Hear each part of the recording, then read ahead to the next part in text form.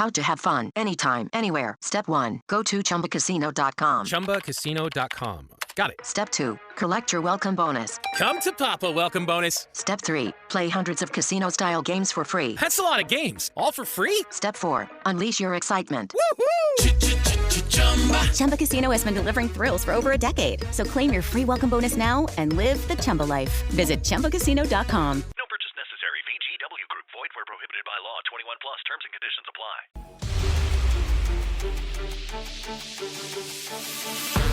Let's go.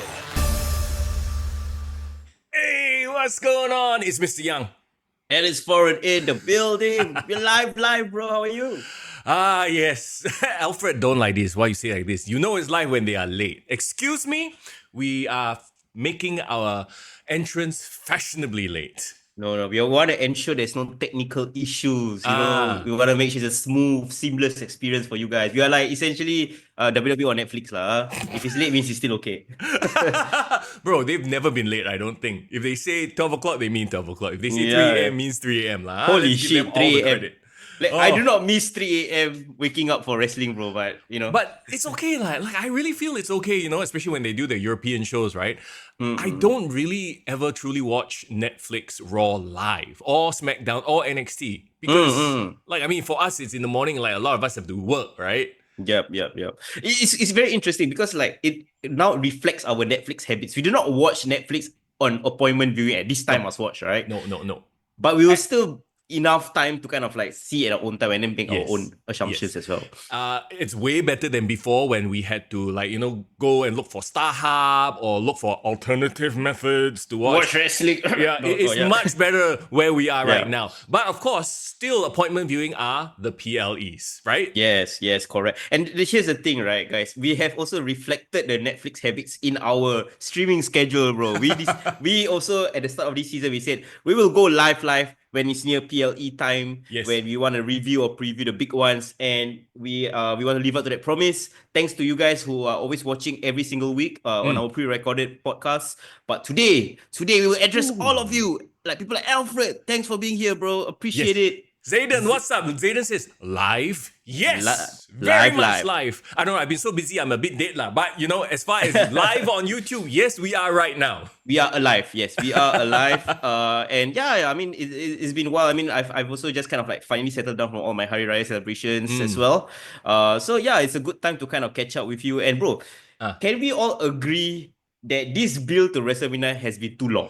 Oh. Let's talk about that. Wait, hang on. So I've heard the complaints, people talking about, because they went on their European tour, all of a sudden the build to WrestleMania is an extra 3-4 weeks, right? Yeah, correct. Additional 3 weeks, I believe. Yeah. 3 weeks, yeah. You know what? I am actually very okay with it. I do not feel like it's been too long. It's given other feuds to sort of percolate, to simmer a little bit. Because I tell you what, if not for these extra 3 weeks, we wouldn't have gotten a little bit more layering to... Albeit shitty feuds lah, let's be real lah, like Tiffany, Charlotte, you know. No, here's a good devil's advocate to support your point, right? I feel like those feuds that we thought was gonna be dead on arrival, and for a couple of weeks it kind of went there. Yes. And they finally managed to course correct because of those extra weeks. I agree on that. Like, you can tell their priorities. Obviously, main event feuds first. Cena, Cody, let's set that in motion, because at the end of the day, you don't really need that much to build. The hype is already there for Cody and Cena. Like, you know, it does seem like, sometimes I'm like, very little Cena, like there's no build to this like that, beyond the first, 3 weeks? First 3 weeks where John Cena dismembered Cody first, and then, you know, the promos and stuff. After that, he kind of like disappeared, right? But then, I reflected on, I'm like, but they're doing this on purpose because they have to work with Cena's filming schedule, obviously, right? Yes, that's true. And it's not diminishing my desire to watch this match one bit. Like, I still want to watch that damn main event, right? Yeah. I mean, and it also gives people time to speculate wildly. So this is one of my favorite things about WrestleMania season. Yes. People have so many ideas and theories about like the finish, who should win, who should lose, why it works both ways. And I think it just leads to a point where we just can't wait for WrestleMania. And now we are here. I think everyone's getting really, really excited as well, right? Bro, we, the internet wrestling community, are just being petulant little children. I want my candy now, you know. But when it finally happens, we're all gonna be enthralled. And for the first time, I'm gonna give a spoiler right now, right? Because we're supposed to do a preview, and usually we'll be like, okay, what do you think is gonna happen? I don't even want to guess the winner of Cody and Cena. This year, I'm gonna say I don't want to guess because I want to be taken on that ride. The story that they've crafted. And of course, a lot of it has to go to the fact that John Cena is turning heel the first time in 20 years, right? So that in itself is a momentous event. I mean, for God's sakes, they made me spend money on this, okay? John Cena turning heel. By the way, who's one of these is yours, huh? I've heard somebody actually have won it or gotten it, right? I think Tops announced it. I saw that news, right? It was in the US or something. Somebody's claim on Reddit that they pulled it out of a pack. I saw it, I'm like, nah, that dude only bought 5 cards, bro. 5. I brought 20. Oh, upset. Wait. So who needs to explain more about his 11K card collection, bro? Like, what is going on over there, Hold bro? on. Who's got 11K card collection for wrestling card or what? No, I think for Pokemon, if I'm not wrong. Pokemon. Please correct or fact check us, who's. But yes, I believe he actually throw it down there on the comments that he wants to purchase it from you, Mr. Young. So I'll let you do all the dealings on Patreon, okay? We wheeling and we dealing, baby. But it's all good. They're all kept very nicely, you know, protected and stuff like that. There's not going to be a coffee stain on it.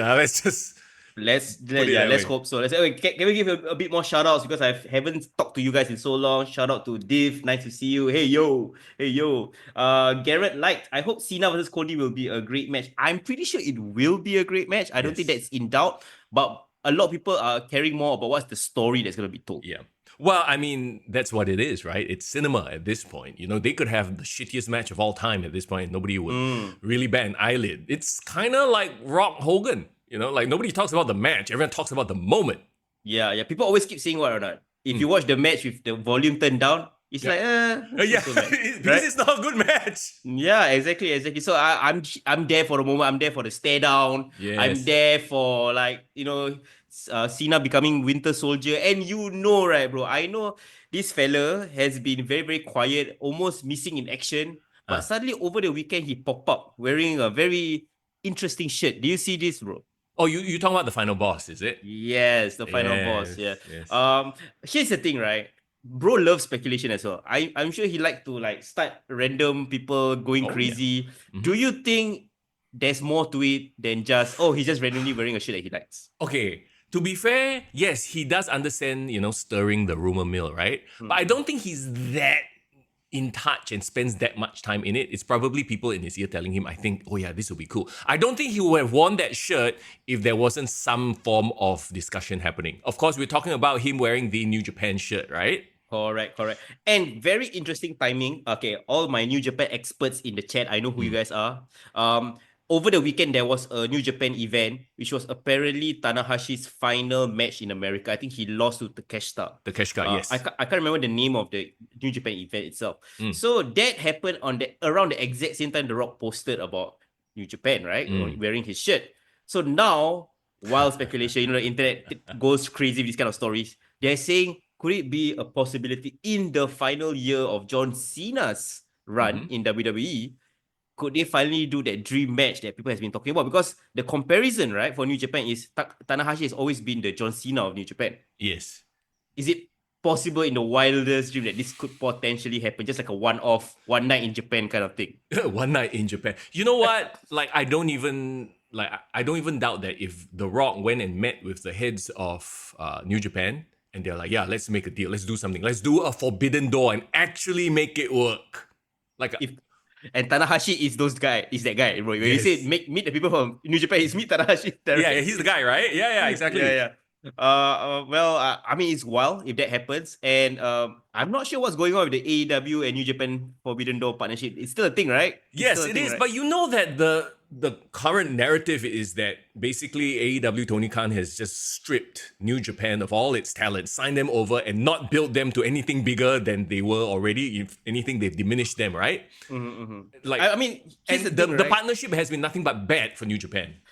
Everyone that I've talked to who is a New Japan fan, who's an OG New Japan fan, that means who really watched all those Okada Kenny Omega matches, Yep. no matter how much they are supporters of those wrestlers, Yep. none of them said that they are better used in Nope. AEW. Because even they're not. if even if they are partial to AEW or like they want to support AEW, right? All of them can agree one shot they have not been booked as well as they have lost all their New Japan aura. Yeah, exactly. In fact, Kenny Omega come back for a one-off match in New Japan, his aura came back. Yeah, and then after that, gone already. Okay, well, that's arguable, but so definitely fueling rumors.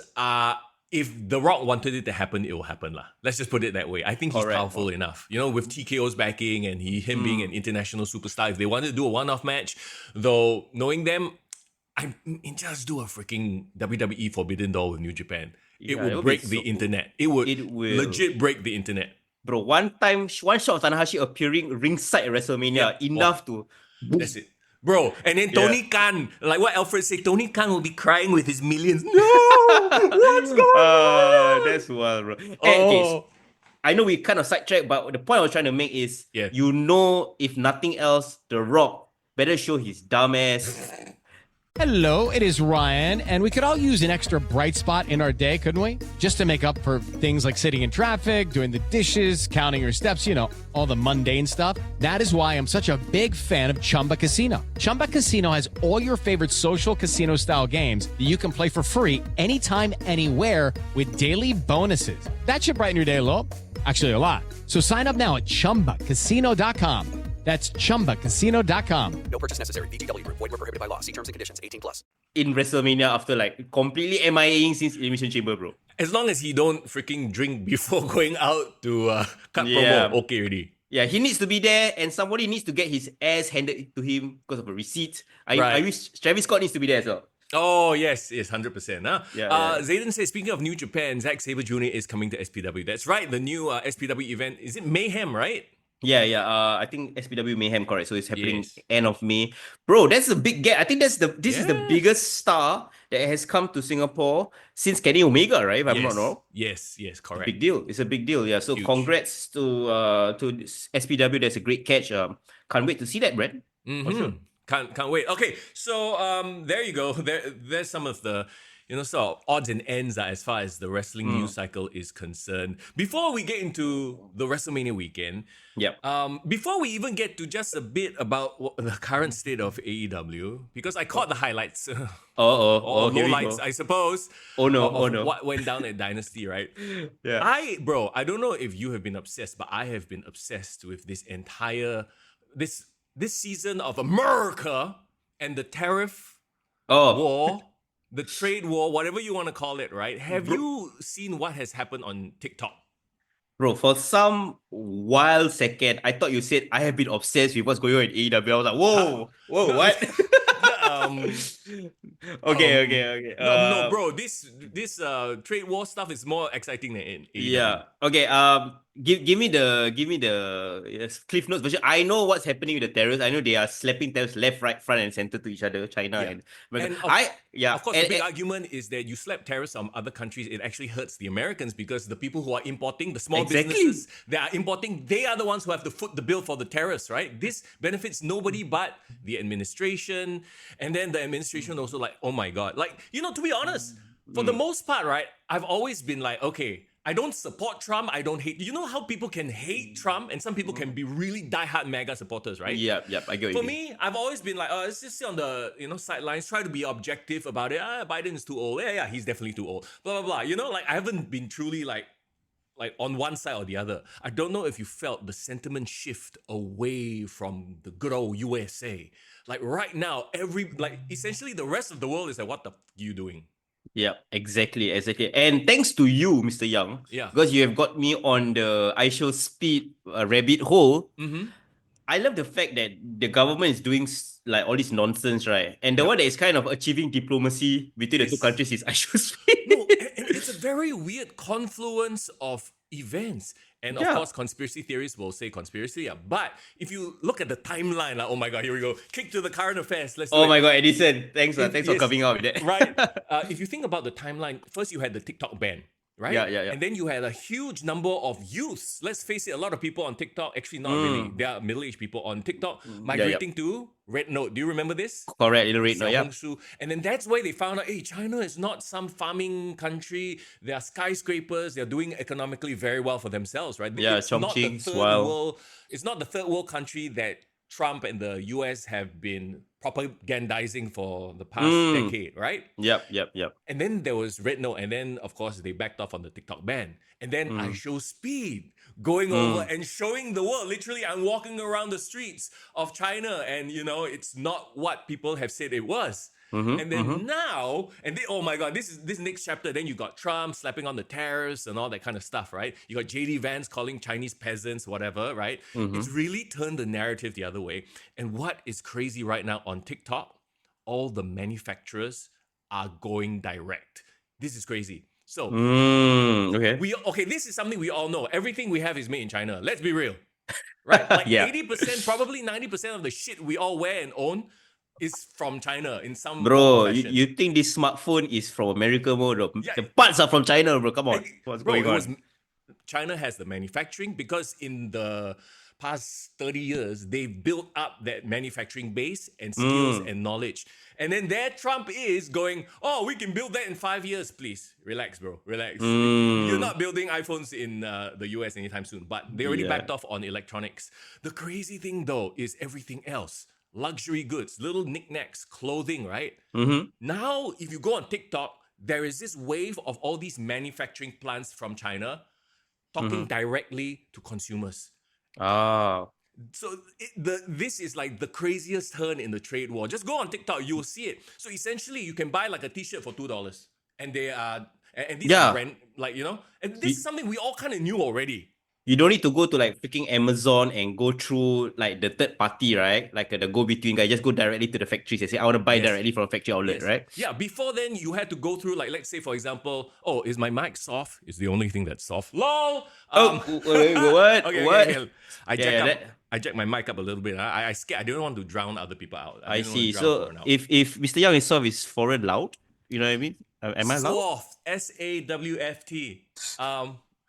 So anyway, back to my point. The whole cycle is that, like, let's say you have Lululemon. Oh, this is the big example, right? Because these factories are literally producing for Lululemon. But if you take out the Lululemon label, they sell it to you for $2, $5. Oh my God. And one Lululemon yoga pants cost like what? $50, right? You know what happens now, right? Because of this? Yeah. All these big brands and businesses are going to collapse on itself. Correct. And all these American brands. So these Chinese manufacturers is like, and I guarantee you, it's probably the government going, all right, you guys go ahead, fuck it, we don't care. They want a war, we'll show them some shit. And you know what's the craziest thing? And I've always had this discussion with my friends as well, my loved ones.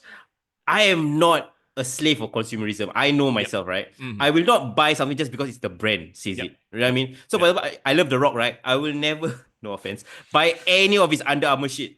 Yeah. Because the prices are ridiculous. And the only reason why it's ridiculous is because it's got The Rock's face and got the brand. Correct. I can buy the exact same thing without the brands. It will cost, like you said, probably like a couple of bucks. You know what I mean? Yes. Yeah, so I think this will hit consumerism and capitalism really, really hard. People who care about brand association, all that kind of stuff, those brands will lose their aura straight away. So all the luxury bags, Hermes, Louis Vuitton, Chanel, kena F now. No, these folks, these manufacturers, they're like, yeah, we use the same materials. We literally do it for the brand. It's just, if I take out the label, I can sell it to you for like a quarter of the price, a tenth of the price even. I see. Okay, guys, here's the this plan, is where guys. the crowd chants, you effed up. You effed. Yeah. So I'm like, oh my, and watching this unfold. And like I said, at the end of the day, I really only care. I don't care about who wins or loses in that. Like, you know how some people are diehards, right? They're like, I must have USA win, or the rest of the world needs to win, or China must win. I'm just watching this going, holy shit, they really effed up. They being the Trump administration. I tell you, bro, America's gonna lose this, and they're gonna lose their people. Like, they're just gonna screw themselves. The rest of the world is just gonna, okay, you go one corner, sort your problem. Yeah. We will just live our life, and then You know what I mean? So Yeah, this is they exactly plays to what China wants to do as well. Yes, they've lost the hearts. That's what they had. The image that America is this big Soft savior power, of the world. And they Yeah. are slowly, with this administration, losing that. The only one thing right now that the US has that is better than anywhere else in the world. You know what that is, right? The military, right? No. Oh, I mean, that's a whole other different topic. Okay, that's a whole other thing. Yeah, Okay, yeah. What? Entertainment, bro. Hollywood. What yeah. we love, pro wrestling. It's a very Correct. Americana product. That's the only thing that so far they export the most of.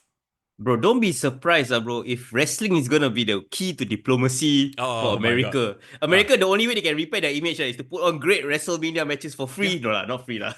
Around the world. Yeah. No, it's a reminder that, yes, this great Americana experience can only be found in the US. So that's, yes, what they do have going for them. Entertainment. They are the Correct. entertainment capital of the world, right? But slowly but surely, if all these Korean dramas start picking up steam, anime is already huge around the world. Chinese anime and dramas are picking up a lot of steam as well. I mean, man, the next 50 years is going to be interesting times, my friend. Bro, we all will be bilingual, bro, by the end of the century. All of us will be be able to understand all these different languages by then. Here's a deep cut, and I'm going to quote a Hall of Famer, or soon to be Hall of Famer. That's not the only thing that I'm by about. Oh my God. Do you remember that line? Oh my God. Yeah, I do. Okay, Oh, there you wait, can we just quickly say, Edison say, forget the Montreal screw job. This is the Washington DC screw job. Taking it back to wrestling, guys. I love it. Well, in a way, do you feel like it's because American politics has become so much like pro wrestling? Mm-hmm. Because that's the problem. They shouldn't be taking advice from wrestling because wrestling is fiction. It's not world politics. And that's why a speech like what our PM Lawrence Wong did went viral, right? Because you need our leaders to be level-headed, people who actually understand policy and debate. Leave the wrestling to the wrestlers, bro. Yes, leave the make-believe to the entertainers. See, that's the problem. I think the Trump administration, because when you have a leader that's dude was literally at WrestleMania. Yeah. In a heavy hair match, right? If you have somebody like that, of course, all your underlings, your VP, your press secretary are going to be like that as well. And they've all I've seen nothing but clips of them just being rude and I'm like, this is not wrestling. What happened to the days of a distinguished gentleman like Barack Obama talking to the world and everyone looking up to him? You know what I mean? Yeah. And the worst thing about autocracy is that people remember last time America always talk, all this nonsense with North Korea and say you're ruled by a dictator. Have you seen the video footage of the round table where every one of Trump's underlings are just spending minutes praising him? Yeah. What the fuck was that? That looks like a scene right out of The Dictator, bro. Bro, USA Hilton 2030. Actually, not really. This is. Oh my God. USA is John Cena. John Cena is literally the living embodiment of America. Yeah, so just like John Cena, USA has turned heel, and the world is supporting what? So Cody Rhodes is China. I thought Cody Rhodes is a Cody Raheem Rhodes, bro. Raheem Rhodes, yeah, he's there for the culture, bro. he is the first black champion we've had in a long time. So it makes a lot of sense, It makes a lot of sense. So this whole thing, the backfiring of so many things in terms of this administration has just been.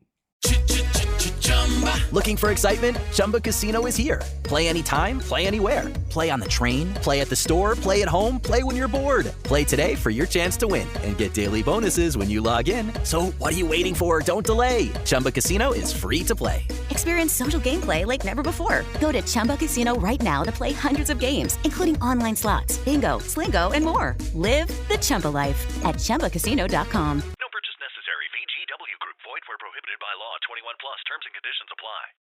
Incredible to watch. Yeah. I mean, let's be honest, right? We are all, to a certain extent selfish, right? We only care about our own self-interest. And I'm just being very upfront, right? So to me, the only thing that I was worried about, I don't know whether you guys agree, was all about if all my Apple products, is it going to be skyrocketed or it's going to be an issue, right? So the fact that Trump has kind of said that there will be exceptions to electronics and consumer goods, I'm good. It's okay, whatever it is. Oh my God, is it Chelsea? Bro, yes, Chelsea. They've said Doggo. So here's Doggo. Here's Chelsea. Hello. Listening to us talk about Trump. But here's the thing, bro. I already jumped ship. I already moved off of Apple. You know this. I know you told me about it, bro. Port everything over, right? I see the signs, bro. I've seen the signs for a while already. How's it been? How's the Android life so far? It's great. It's great. It's awesome. You know. All right.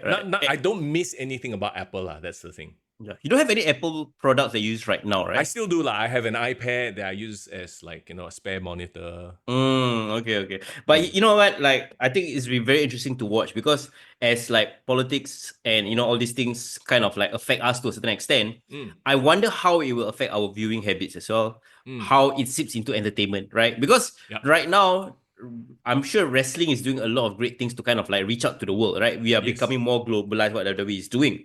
But do you think there will be a case down the road where they want to revert back to how Vince McMahon used to do WWE, where it's all about I'm American patriot, promoting Americana, or we have it completely turned the page like, no, we have to be very globalized because WWE is a global brand. They are a global brand, especially with TKO. They're not so stupid. Like they are going to learn from what the UFC has done. I think they are smart enough to realize that yes, America is our home base, a huge market, but the world is a bigger market. Exactly. And for those of you who are following WWE news, they are going to hold their first PLE in India, I believe, this year, right? Yes, and we've seen all those outreach photos that Liv Morgan and Dominic Mysterio has done. Incredible stuff. Bro, if they can't conquer the China market yet, maybe that will take some more time. Yeah. I tell you, they conquer Indian market is really huge, really, bro. No, I don't think in this climate they are never going to conquer the China market. That much is for sure. They've tried, and to this point they haven't been able to do it. And especially now with the pardon the pun, bad blood, lagi even harder. I think probably they can only conquer all the China adjacent markets. Yes, Japanese like Taiwan, wrestlers, Hong Kong, Singapore, Malaysia, Yeah, but you know what? It doesn't really matter because at the end of the day, like if WWE kind of can represent everyone on the world stage, they are a bigger UN than UN at this point in time. Yeah, bro. It's wild. Bro, if this were the Vince McMahon era, if this were the Vince McMahon era, Dante Chen would have been called up to the main event. He'll be the tariff guy. He'll be the Chinese caricature heel, bro. He will go to the stage and he's like, "But I'm Singaporean." Senator, but I'm Singaporean. Yeah. I charge you 34% more. Oh no. Bro, is that why Div say there's a reason why there's El Grande Americano? That's their patriot gimmick right now, bro. No, I love that Chad Gable whole thing. And we'll talk about that. But dude has a match at WrestleMania. I'm so excited about that. Congrats to him. Okay, so we will dive into WrestleMania, but we need to address one more thing. We need to clear other things happening in other promotions first, Mr. Young. And a couple of you guys are very, very curious to hear our thoughts and mostly Mr. Young's thoughts on what happened at the conclusion of AEW Dynasty. So last week, we actually went, we released the podcast a day earlier. So we just did a AEW Dynasty preview, right?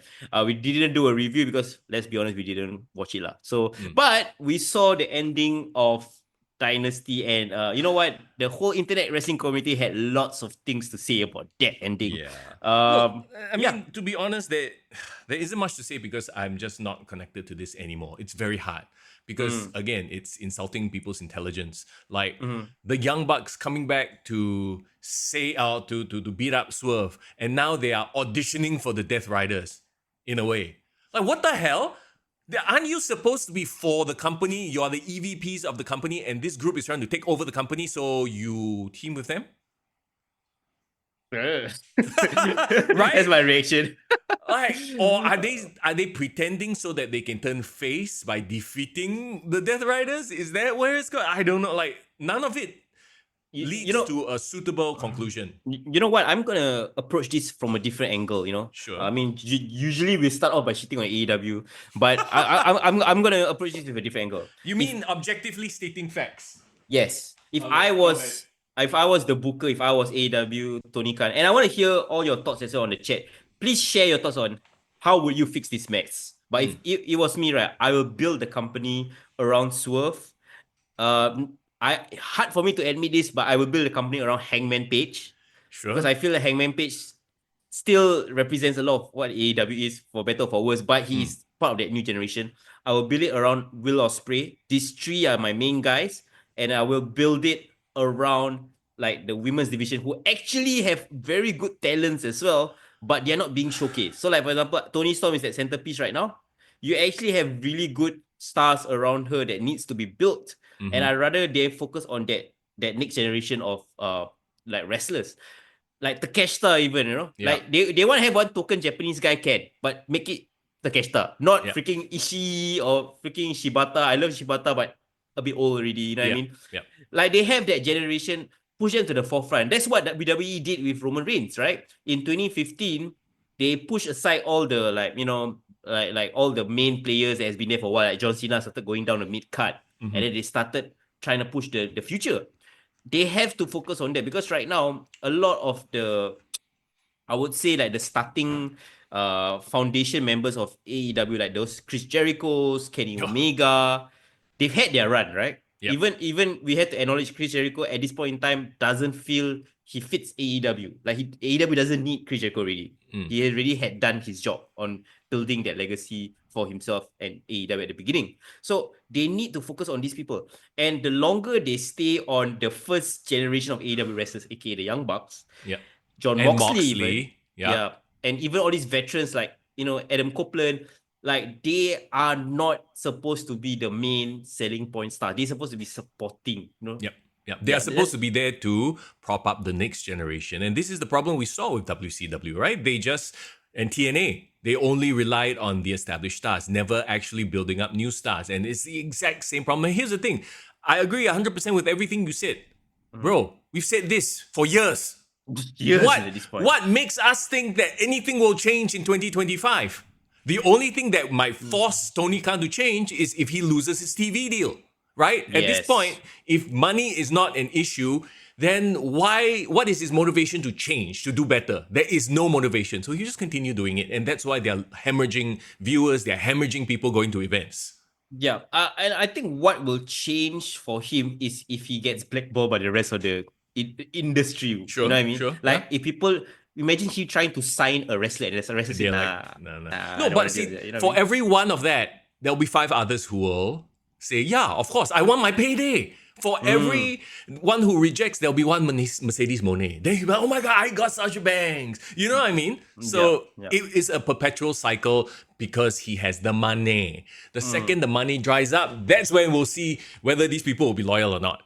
Correct. And I think, again, like the ones who I feel that they should build around have had enough time to be seasoned that they can stand on their own, right? There was a time where Hangman needed so much support from the Elite, all the story with CM Punk, all that nonsense. But now as a character, as this unhinged character in between, for better or for worse, he is his own man already at this point. He's established, quote unquote. But then some people bring up like, what about your other guys that had so much promise? The problem is the second you start getting into Tony's bad books because you disagree with him, you disappear. Where is the freaking Sammy Guevara? Right? He did it in ROH. Love him or hate him, where is Jack Perry? Exactly. Like they spent all this time, did the whole review, the backstage footage that did nothing, right? Pushed him to be a scapegoat. He said, who got set on fire? I forgot. He set himself on fire, right? Yeah. Oh my God, yeah. And then what is he doing now? And that's the thing, right? He has the moments where he push people and then they completely disappear off TV, right? Darby Allin, another fella. We all actually like this guy. We say he has the Jeff Hardy aura, but then... But for him, he apparently is right now in the middle of climbing and training for Mount Everest. So that is established. See, that's another thing. Like, I don't believe in the Vince McMahon way of saying, oh, you cannot do this, you cannot do that. But at some point, you need to tell the talent that you've been paying and investing in, hey, please lah, don't go and do some stupid shit lah. You can't be just, go. This fella fall off a cliff, Mount Everest breaks his ankle, can never wrestle again, then how? That's on you, bro. That's on you, Tony. Not just break ankle. What if he dies, bro? Yeah. There's a real possibility on Mount Everest, right? Oh my God. Yeah.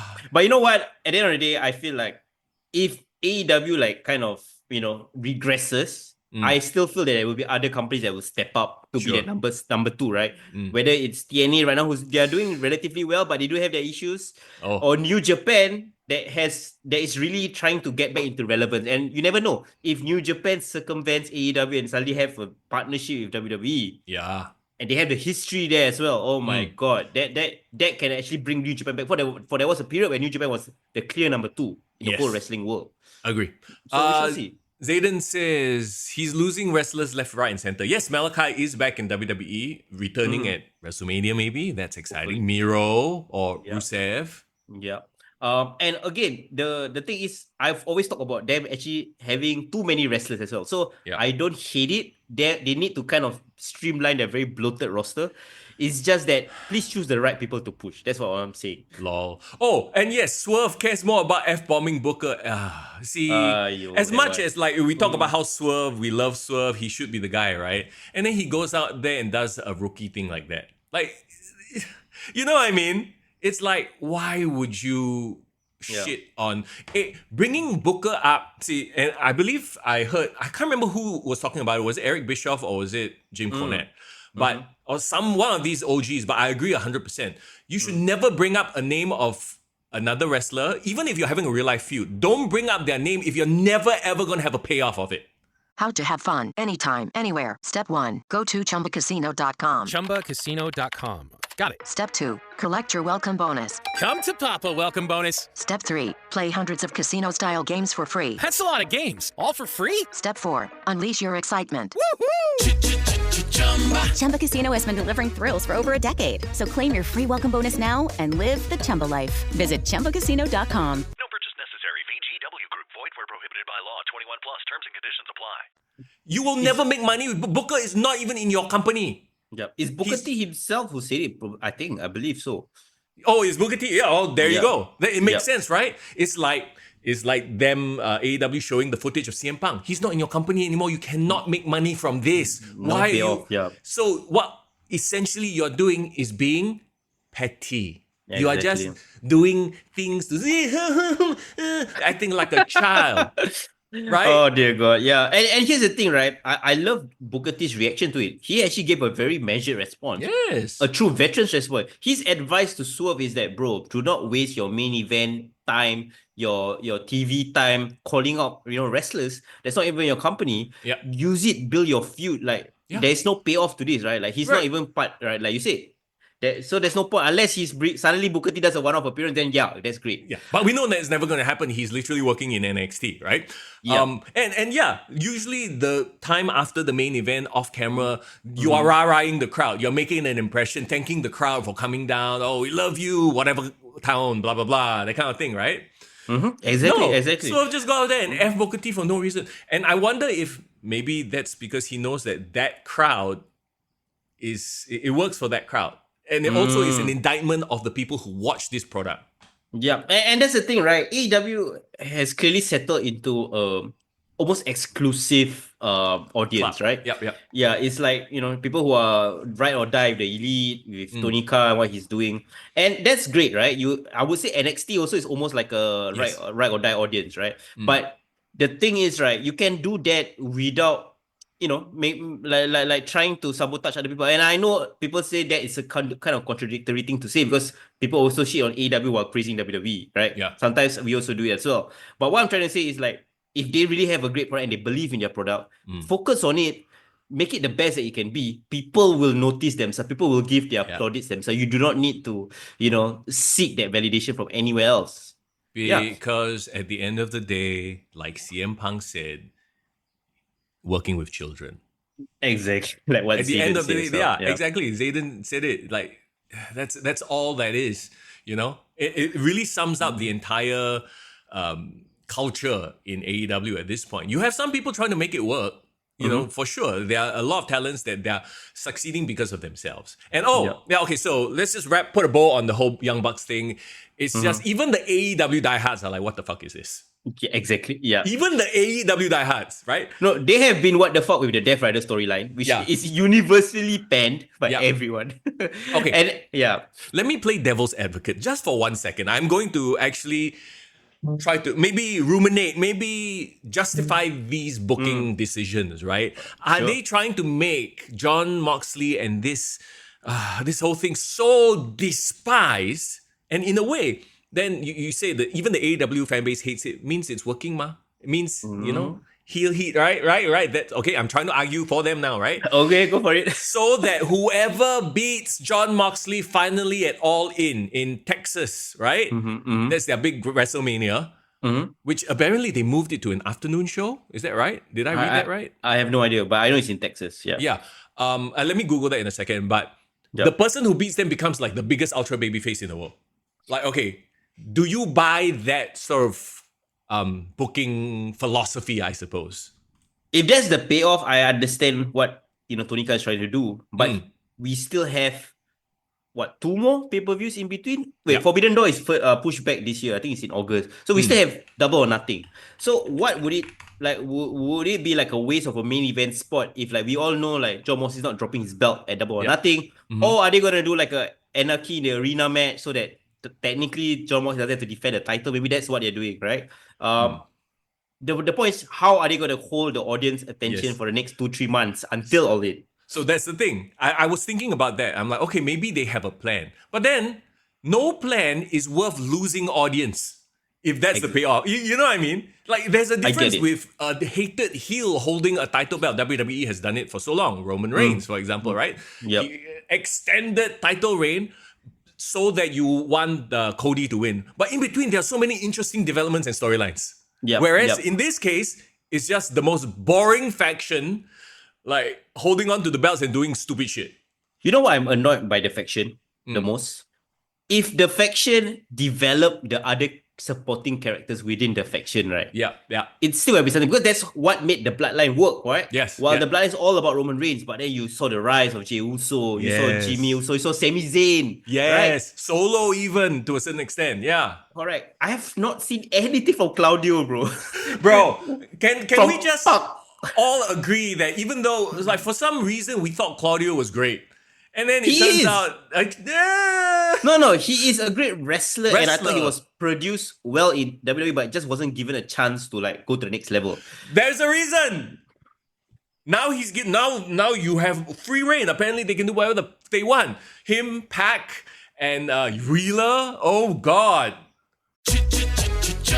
Looking for excitement? Chumba Casino is here. Play anytime, play anywhere. Play on the train, play at the store, play at home, play when you're bored. Play today for your chance to win and get daily bonuses when you log in. So what are you waiting for? Don't delay. Chumba Casino is free to play. Experience social gameplay like never before. Go to Chumba Casino right now to play hundreds of games, including online slots, bingo, Slingo, and more. Live the Chumba life at ChumbaCasino.com. No purchase necessary. VGW Group. Void where prohibited by law. 21 plus. Terms and conditions apply.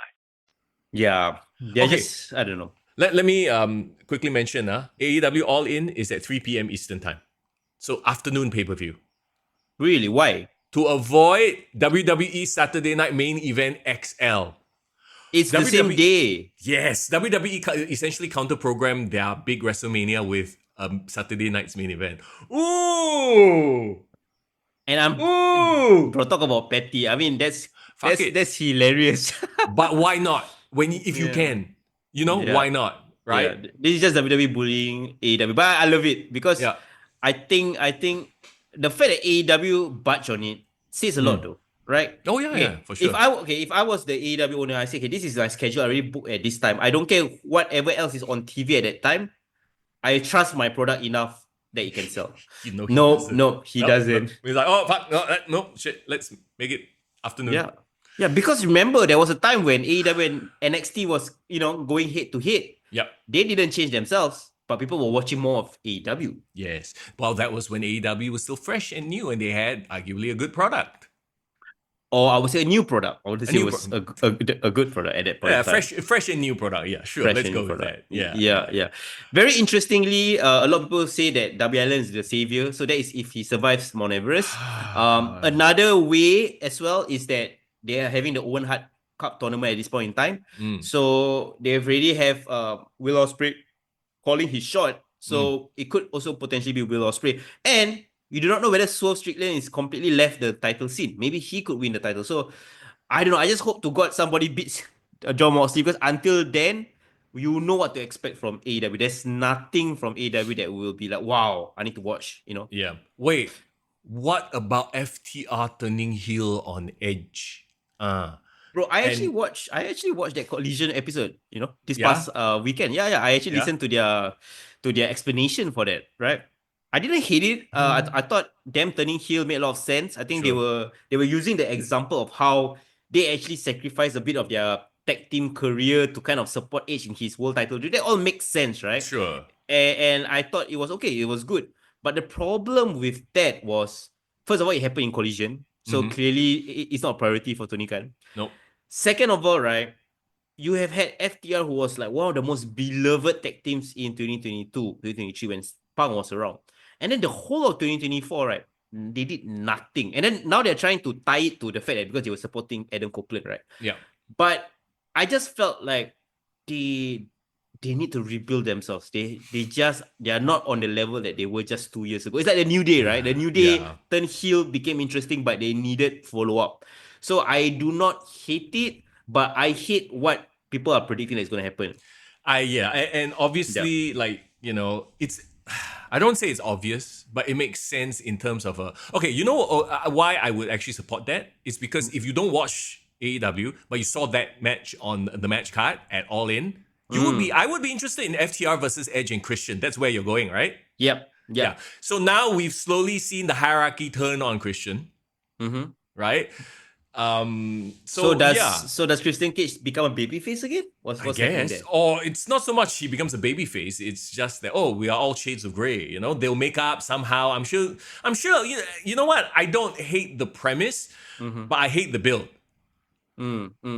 It only work. Okay, here's the thing. It will only work if FTR is put over, goes back to relevancy, and goes back to the top. I think that's where they need to be. That's the good thing about them having a pretty long runway to All In, is that they can now have that time to build. And you know who else needs to become relevant again? Christian. Christian. He's been made to look like an absolute chump. He lost the briefcase thing, remember? Looking like a complete jackass. Like, what has Christian done lately? Also, same idea for Christian in terms of where he is in AEW. Yeah, I love Christian because I know for a fact, right, if he's given the right material, he's amazing, right? I mean, his father gimmick was amazing. I don't hate like the potential of Christian going back to relevancy. He can go back to relevancy anytime. That's how much I trust him. Because he has been one of the better things in AEW, right? Despite all the dredge. But can they book him consistently enough? That's the big question. Exactly. And, like Edge comes back, and I can literally see this playing out. Edge comes back, confronts FTR. FTR like, we challenge you. Oh, you don't have a partner. It's 2-on-1. Then finally, like Christian Cage shows up. I can see it all play out. And it will make for very interesting television. But it's, man, you're right. We have to make FTR mean something. We have to make Christian Cage mean something. Edge is already there. So correct. All these people, right, are good talents in AEW, right? These are people that actually we want them to be well, represented, have ample TV time. Okay, let me praise one thing about what AEW is doing that actually has me intrigued, right? Okay. The whole Nation of Domination situation that we are having with MJF and the Hurt Business, right? The Hurt Syndicate, right? Very quickly, Irvin, yes, we are live. Let's go. Yeah, we are live, bro, because it's WrestleMania week, bro. We got to preview WrestleMania. We haven't even started yet. We've been talking about politics and AEW. So let's finish up with this first. Yeah. MJF and Hurt Syndicate has been the only thing that I've been consistently watching highlights of, trying to see where they're going with it. And I like this whole situation where, essentially, right, it's like the whole, remember when MJF was trying to buddy with Adam Cole and the United Undisputed Kingdom, apparently called the Paragon now. Okay, who cares? Yeah, I don't care about that. They should call themselves Ion, for all I care. The point is, right, when he did it with that, right, that felt like, MJF being a manipulative, smarmy, like trying to get one over Adam Cole and can manipulate him in that way. He has no way he can manipulate like Bobby Lashley, right? Yeah, he feels like the beta in this this whole situation, right? Yeah. So either way, right? If he wins over the Hurt Syndicate and becomes their Owen Hart, or he becomes like the Sami Zayn, right? So somebody gave a very good example. This is more like Sami Zayn than Owen Hart because Sami Zayn was like really had to earn his trust into the bloodline. Yeah. So if he does that, that's great. If this leads to a feud between Bobby Lashley and MJF gets destroyed, I would love that as well, right? Yeah. If this leads to a potential face turn for Bobby Lashley because MVP screws over his team members and aligns as the Paul Heyman manager for MJF, also great. So I don't see any situation where this might suck. Unless Tony Khan surprises me lah. Yeah, what if they feud with the Death Riders? Even if they feud with the Death Riders, here's the thing, right, bro? I don't think MVP, Bobby Lashley, with people with their pool would let themselves get won over by the Death Riders, right? The Death, Correct. like if okay, it's like, for example, like compare him with Brock Lesnar. You think Brock Lesnar will, like, if John Moxley, the same John Moxley that asked him to do all this crazy shit, he'll just say nah. You know what I mean? That don't work for me, brother. Yeah, exactly. So I'm not afraid of that. So I tell you what, I would welcome, bro, Hurt Syndicate versus Death Riders at Anarchy in the Arena at Double or Nothing. I would watch that. And finally put an end to the Death Riders. Potentially, or put a huge dent, which also will lead to blood and guts. And here's one thing I love about the Hurt Syndicate's presentation on AEW right now. If you have been seeing the clips, right, they have been presenting Shelton Benjamin as Bobby Lashley's equal, not his underling. Yes. So Shelton Benjamin has been looked like a beast in AEW right now. It's not hard. Yeah, it's not hard. He just needs the looks. No, he just needs to stand next to 80% of the roster. He already looks like a beast. Actually, Bobby Lashley and Shelton just stand in the middle of the ring. Yeah. Surrounded by everyone. Surrounded by Adam Cole. All right, they're like, yeah. Everybody look like tiny little kids. Exactly. So I like that. And you know what? Push this tag team or this faction to the moon in it. Make them the main event. I would rather them have all the main event time that Death Riders is having right now. Bro, the fact that we are saying all this means Tony Khan will do the exact opposite. You know that's gonna be the case. Yeah. I mean, you know what? But this is what we want to see. So for those of you who think like, we just want to shit on AEW, no, we want AEW to do better, and we are giving very constructive ways how we think they can do better or who they should be pushing so that they have a better product. Yes. Till then, let's just enjoy the wrestling that we have this weekend. And my God, we have a frick ton of wrestling to watch this weekend. So let's jump into it, okay? I know I want to do it quickly because we don't want to be here for 5 hours. But very quickly, let's talk about the Hall of Fame. This year's Hall of Fame inductees. Ivan Koloff is actually going to be part of the Legacy Hall of Fame. Interesting. Dory Funk Sr., as well as James Harris, who we all know as... Pop quiz, James Harris. Hang on. My brain just went down. Come on, chat. James Harris, hang on. Give chat 10 seconds. Chat, who is James Harris? He's going into the Hall of Fame in the Legacy wing. Hang on. My encyclopedia brain just ping. Bro, I'm amazed that you figured it out because I would not have figured it out. Okay, on the count of three, we don't say his name, but he do his action. Okay, Ken, let's do that. You know. Yeah, okay. I know the action. All right. 1, 2, 3. Yes. The Ugandan, was he the Ugandan giant? Ugandan giant, yeah. Kamala. I love Kamala Harris. I love Kamala. Wrong Kamala, bro. Wrong Kamala. Not Kamala Khan as well, sorry. No, Kamala as in the Ugandan giant back in the day. You know what? I I don't like the fact that he's in the Legacy and not a standalone Hall of Fame. Yeah. He was a huge part of my childhood in the 80s. He was always like that bad guy, right? And then at one point he became like a face. Like he was very putting face. Wasn't he feuding with like Undertaker, Papa Shango? Like he was in that whole feud, right? That quote unquote mystical universe. Then he'll get super scared of Undertaker. Ultimate Warrior with the goo. I have images of what and there was a period in the 2000s where he always called back as like a legend. It was always him, Roddy Piper, Snuka. I mean, of course, he predates my time, but his face is so iconic, like his whole presentation, right? I just thought that he would have deserved like a standalone Hall of Fame induction as opposed to being grouped in the Legacy. I don't think he's that old to be given that spot.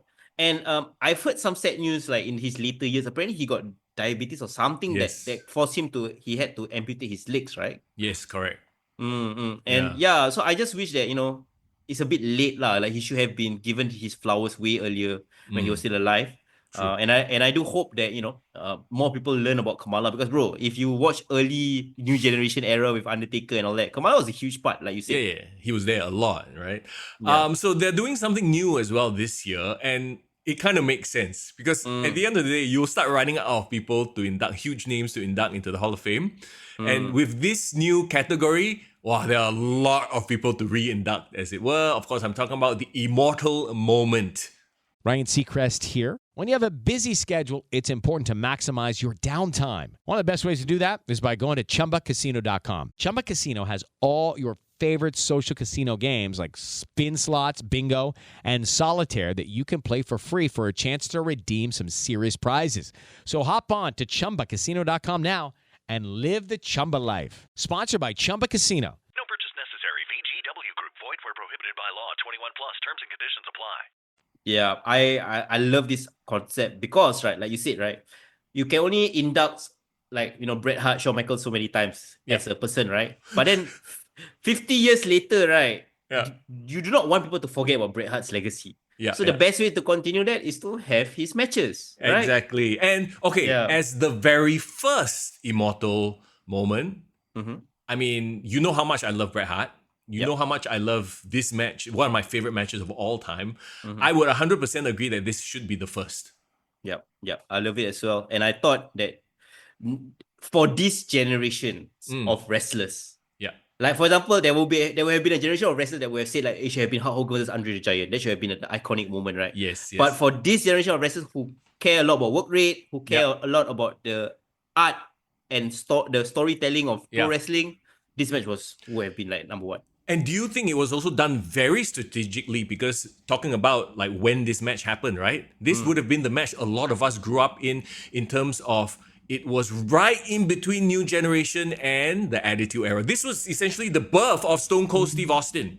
Correct. So this would have been where more modern audiences would have remembered like their first big wrestling moment, right? I mean, iconic, right? The blood gushing down Stone Cold's face. Yeah, squeezing blood from a stone. That was the t-shirt that was super popular. And then it was Bret Hart turning kind of like he was turning heel, right? Yeah. What do you think about the inductor in this situation, CM Punk? Because some of them were saying that, it would have been perfect if it was Ken Shamrock, right? Because Ken was the referee at that point in time. But for me personally, I'm a CM Punk fan, of course. Yeah. And we all know how much CM Punk respects Bret Hart, respects Stone Cold. Yeah, he was fans of both of them. So in terms of like a current modern star to kind of bridge the gap for fans to learn about this match, I think it's a great choice, lah. Yeah, and like, as a fan, like, I love that they picked this match, but you can kind of really, to go back to what I was saying earlier, right? Like, the strategic placement of this match at this point in history, I think it's all very much well thought out. Yeah. And I would say that now it opens the doors, right, for a wrestler to be multiple time inductees. Wow. Isn't Bret Hart like first third timer or something like that? Yeah, this is his third one. I tell you, he still got how many more matches Correct. Bro, Shawn Michaels and Bret Hart. Yeah. And then Kurt Angle is going to come in. He's going to have a ton more. This could go on forever. But yeah, it's just smart business, business-wise, and in terms of honoring these classic matches. So there you go. Yeah. I wonder what the Hall of Famers get other than the ring. Do they get like money? What do they get? 10,000? I don't know. I have no idea. Yeah. Oh, so Jose, I remember last time Channel 5 show on TV late night, but got cut many times. I am boring, sia. Suddenly match ends with black and white blood. Bro, we all remember those times, man. Yeah. Back then, I didn't even get Raw or SmackDown. We got like Velocity and Heat, and I would watch it on a Saturday night. You know, just to see the clips. I remember those days when it was WWE Afterburn, WWE Bottom Line, and you have Jonathan Coachman giving like a recap of the matches. Yep. Yeah. That's actually what inspired or started my like collection, WWE VCD DVD collection, because I was like so annoyed that I couldn't get the full matches. I actually hunt down all this VCD shop, Pokim and all that. Pokim made a lot of money from us, bro. Bro, every time they show wrestling on the Tampines Linkway, like the interchange. Always got crowd. Always got crowd to watch wrestling, bro. So like, those were the days, like, in a sense, like, because those are the matches that I watched. I remember Bret Hart. I think one of the first DVDs that I bought, bro, like, was a random WCW pay-per-view. I think it was sold out or something like that. I remember Bret Hart was like challenging for the title, and here's the thing, because at that point in time, Bret Hart already went to WCW, right? So I had no context about Montreal's screw job, blah blah blah.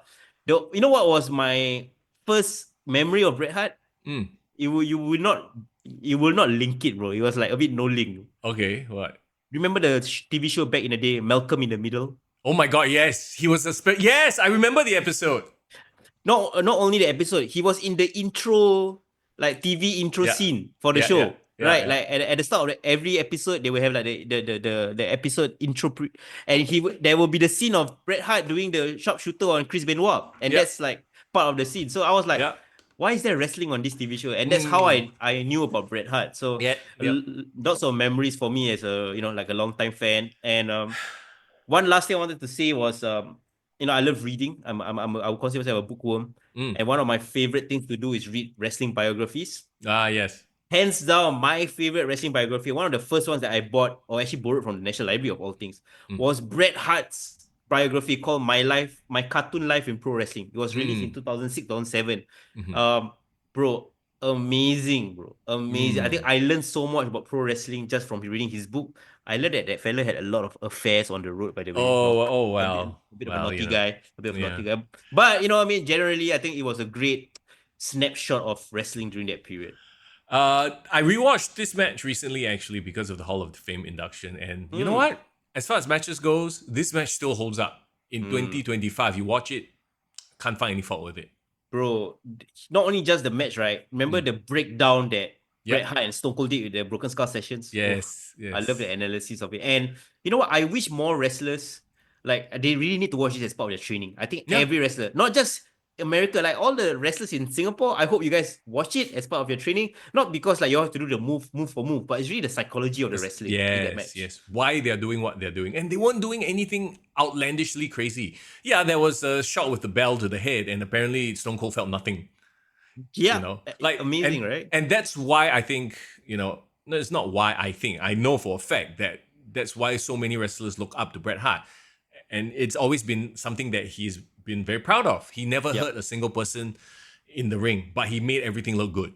It is Ryan Seacrest here. There was a recent social media trend which consisted of flying on a plane with no music, no movies, no entertainment. But a better trend would be going to ChumbaCasino.com. It's like having a mini social casino in your pocket. Chumba Casino has over 100 online casino-style games, all absolutely free. It's the most fun you can have online and on a plane. So grab your free welcome bonus now at ChumbaCasino.com. Sponsored by Chumba Casino. No purchase necessary. VGW Group. Void where prohibited by law. 21 plus. Terms and conditions apply.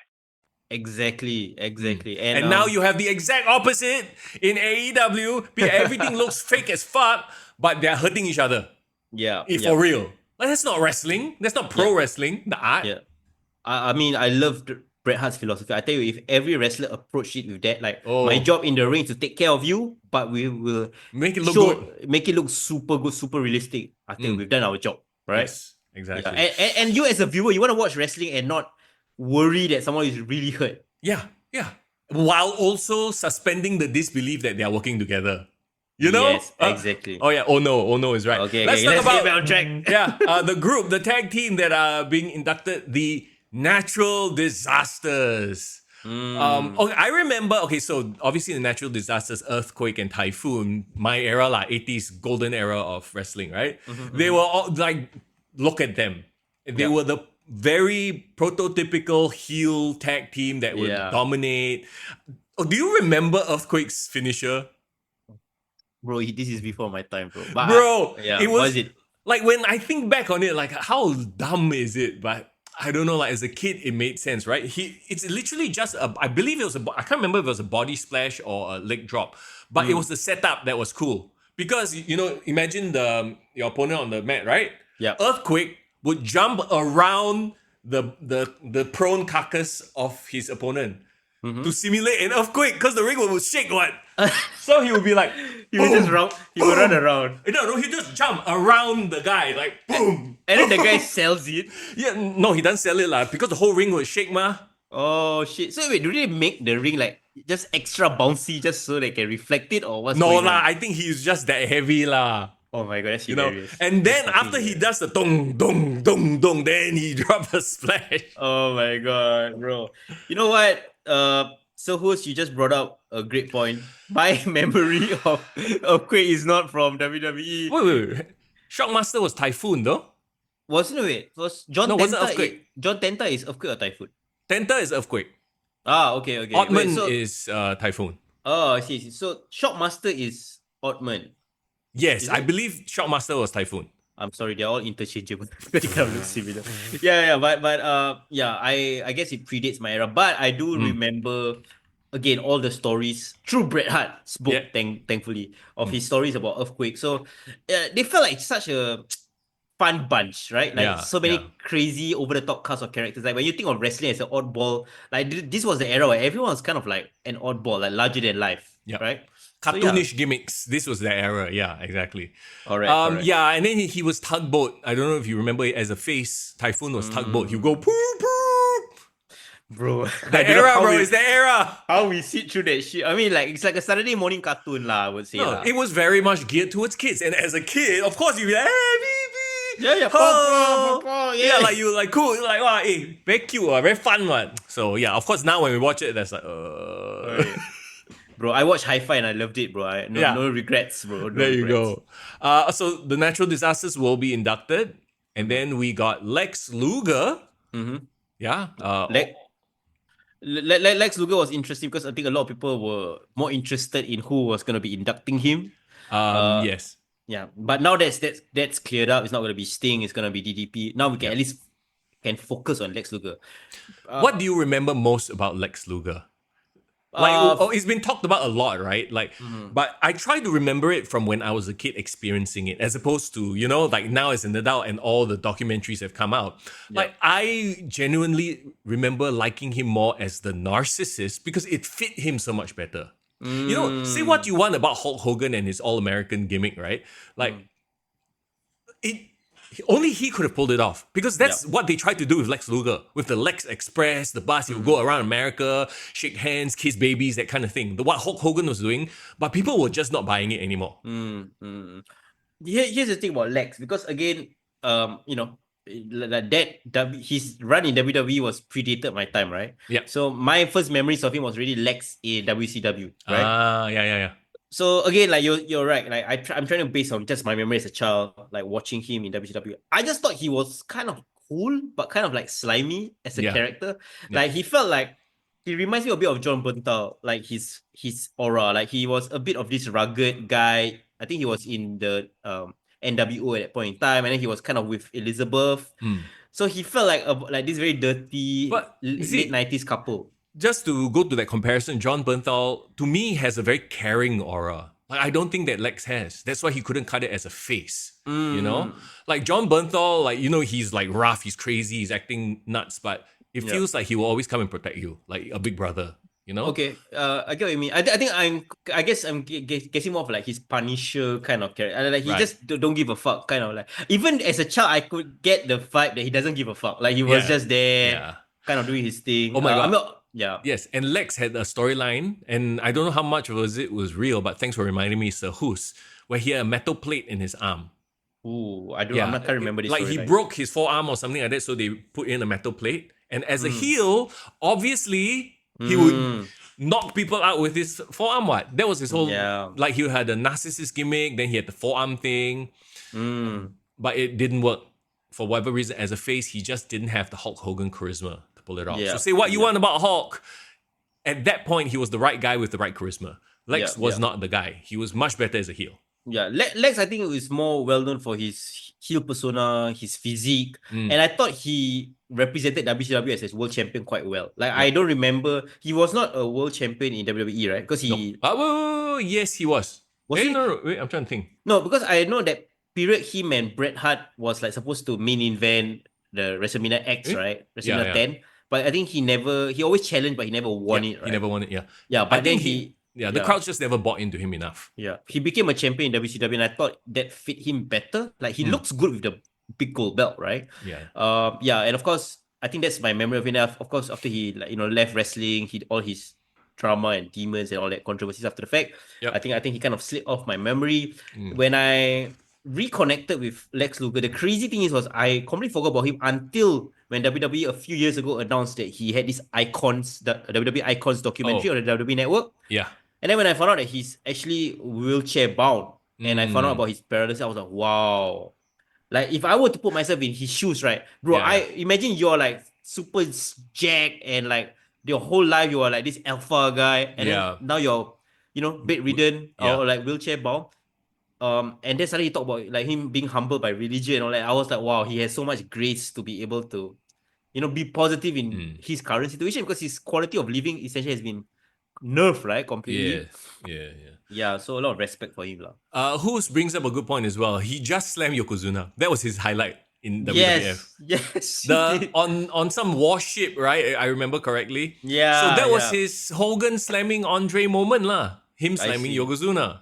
Yeah. Again, like I would say he is a very memorable era. Like he was a memorable presence in the era of the new generation for sure.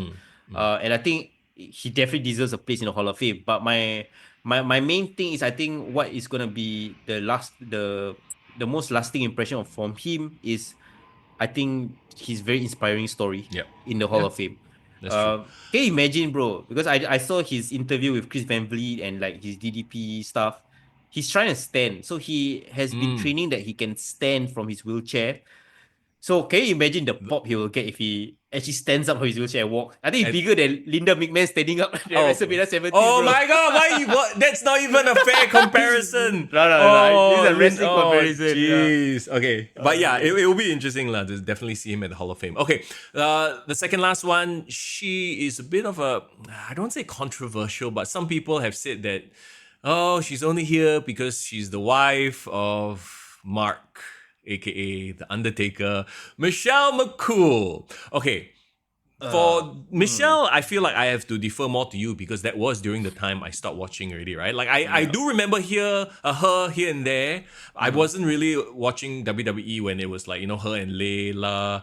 With the broken title, they each held half of the title or some bullshit like that. You remember that? So that's actually quite a big moment. I don't remember it because I watched it. I remember it because I saw it in highlights. And it always came across hokey because the whole setup was them pulling the title and then it breaks apart. But it breaks apart in this perfect, obviously it was cut. You know what? When it comes to these female inductions, I'm going to grade it on a curve, right? When I say that, it's because I love my Tori Wilson, I love my Stacey Keeblers, right? But for me, that's like the minimum entry point. If you can have a better career than any of these two girls, you're Hall of Fame worthy. So based on that grading curve, right? Yeah. Michelle McCool has been, Divas champion. She has been women's champion. So technically, I would say she deserves it based on the fact that Tori Wilson and Stacey Keebler is in it. When you put it that way, I actually agree with you. That makes a lot of sense. Yeah. Yes. Okay. And I'll try to give some flowers to her, right? Okay. Like even before, her dating Undertaker, because let's be clear, she only started dating Undertaker when she was really kind of leaving the business, really. So she had a good 3, 4, 5 years solid run as like a top women's star on her own, married, right? Yeah. She was like one of the faces of the PG era women's division, the Divas era. Like it was her, it was Melina, it was Beth Phoenix. Like there was this rotating cast, right? And she was always on top. And I thought what was good about her gimmick, I mean, even when she was before she joined Layla and did Lay Cool, right? She had a bit of this like. Looking for excitement? Chumba Casino is here. Play anytime, play anywhere. Play on the train, play at the store, play at home, play when you're bored. Play today for your chance to win and get daily bonuses when you log in. So what are you waiting for? Don't delay. Chumba Casino is free to play. Experience social gameplay like never before. Go to Chumba Casino right now to play hundreds of games, including online slots, bingo, Slingo, and more. Live the Chumba life at ChumbaCasino.com. No purchase necessary. VGW Group. Void where prohibited by law. 21 plus. Terms and conditions apply. I would say like badass vibe to her. Yeah. Like she was a bit of on the skinnier side, but like she was very vicious. So I thought like her and Melina and Beth Phoenix felt like worthy main eventers in that scene of other like I wouldn't say Eve Torres is like the best or like Candice Michelle, you know what I mean? So if you're wrestling in that field of wrestlers, right? Of course somebody like Michelle McCool is like okay, she's can be a top standing star. out. Yeah. I mean she definitely is like Kelly but can wrestle kind of thing, I'm trying to think, right? Is there a generation of wrestlers before her that haven't been inducted into the Hall of Fame? Because at the end of the day, right, it's a much smaller pool. Like they won't have this problem in 20 years' time because the number of women wrestlers has increased, right? Women's wrestling has grown. But in that era, obviously, it was a lot less. Much less if you go before that. Bro, for sure. I there's a couple that has slipped through the cracks that deserves a title, like a recognition, right? Ivory, right? Oh, Victoria. Ivory is not. Victoria is not in the Hall of Fame. No, not yet. Oh shit! Yeah. The Molly Holly has been. Yes. I believe. Wait, there was one more that has been. Was Ivory? No, not Mickey James have, right? Not yet. Mickey J hasn't been yet. So What? so there are still a couple more that haven't got to. Okay, put a button on Ivory. Those who are in the chat, if you guys are aware, can double check. I don't know whether Ivory has been. I know have a feeling- Jacqueline has been. Yeah, Jacqueline has been. It's for my brain is like trying to recall, like trying to dig up, the process. Maybe Ivory might have. Yeah, but definitely, Molly Holly has as well. Right. Yeah, but Victoria has not, which I think is a serious, Ivory error have, there. bro. Ivory have. Okay, Ivory have. Great. So That's I'm great. looking at the list right now. Beth, Trish, Tori, Ivory, Sherry, Bella Twins, Moolah, Charmel, Lita, Wendy Richter, Jacqueline, Alundra Blaze, China, Mae Young, Bull Nakano, Molly, Holly, Stacy Keebler. Yep. So again, like there are a couple there that I think still deserve. Mickey James. Mickey James, Mickey James definitely needs to be there. Do you think? Okay, what about Melina? Is there a case for Melina? I feel like you should clear Mickey James and the Victoria ones that first. Victoria first. Then you bring in Melina. Okay, so fine, Melina can fine. wait a few more years. Yeah. Okay, so I would say grading on a curve. I think Michelle McCool's what she did. Definitely, she predates the Bella twins. So if Bella twins got it, damn it, Michelle McCool deserves it. Yeah. And, Jazz. Jazz is another one. Oh yeah, Jazz. Okay, good for her. Jazz hasn't been, right? No. Awesome Kong. No. Okay, Awesome Kong would get into the TNA Hall of Fame. But not so much WWE, right? WWE, she just cup of coffee as karma. Never do anything else. Right. True. Yeah. And you know what? I wish Layla was given her flowers. I don't know whether Layla would get in the Hall of Fame, but I think she should at least be there present. I'm surprised that I'm not surprised, but there could have been an argument to have Layla induct Michelle, right? Yes, I would say it would have made more sense for Layla to do it, because what the hell is Undertaker going to talk about the wife? He's just going to talk about her as a wife, not as a wrestler. I don't know. Well, they need star power at this Hall of Fame ceremony, so Undertaker star power maybe. Yeah. You know what, if it was Layla inducting Michelle, right? I think the fans would have gone easier on this induction. In my opinion. Yeah, I think so. I agree. Okay, and then of course we come to the main event of the Hall of Fame this year. Paul Levesque, Triple H, inducted by his best buddy Shawn Michaels. I mean, this one is a no-brainer, right? And especially what he's done, not just as a wrestler, but now in the past 2 years in the Levesque era. Like, hell yeah, bro. Bro, I think it's hilarious, right? Because like once you become the guy in charge, like remember Cody Rhodes had this problem. Okay, I'm the guy in charge. I do not want to be champion. I don't want to be the face. I do not want to be given my flowers. But because it's Triple H and now they are like a part of a bigger conglomerate with TKO, he can be given the flowers where it doesn't come across as like him just shook sendiri, you know, patting himself in the back. Yeah. And they did the whole thing where they surprised him. So I mean, it was a nice touch. And like you said, like it's a lot of, okay, let's do that so that it doesn't feel like he's inducting himself. Correct. And you know what? I think, bro, like the fact that The Rock is not in the Hall of Fame is wild to me as well. Yeah. But again, he deserves it. I don't care. Even if he induct himself, I'm like, sure, yes, he absolutely deserves it. Especially from the past.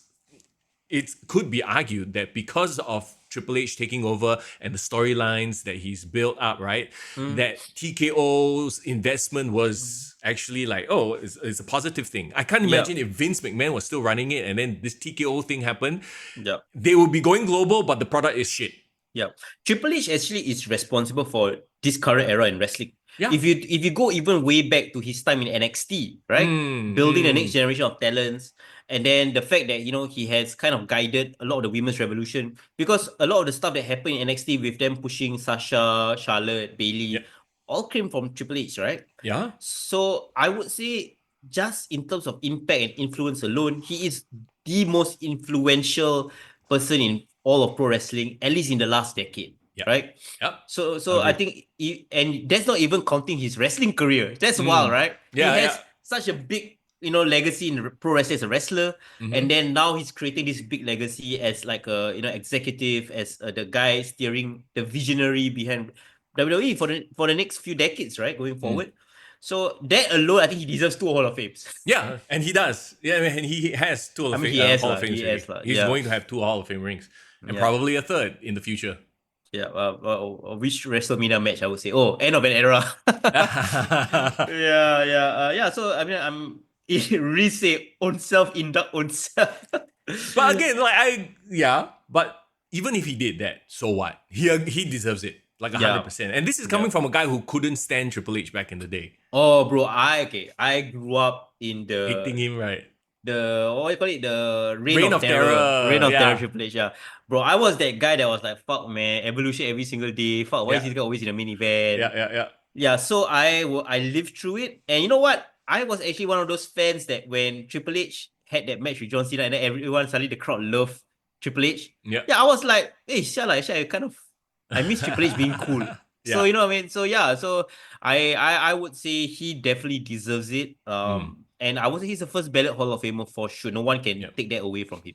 Riz says, bring back Terrorizing for one night. Hey, Terrorizing, his the WCW name. do you see his interview in Jimmy Fallon where he talked about it? Yes. Wild, right? To see Triple H talking about pro wrestling on Jimmy Fallon and like Yeah. having all these deep cuts. Correct. Yeah, love it. It's great for us wrestling fans. It's like, hey, we get it. We knew it already. You know? Yeah. When people actually bring it up on my chat when I'm streaming on Twitch, I hesitate sometimes. But I'm like, I kind of knew that, bro. Come on, man. But I'm like, yeah, that's funny. That's cool. Yeah, it's a great time.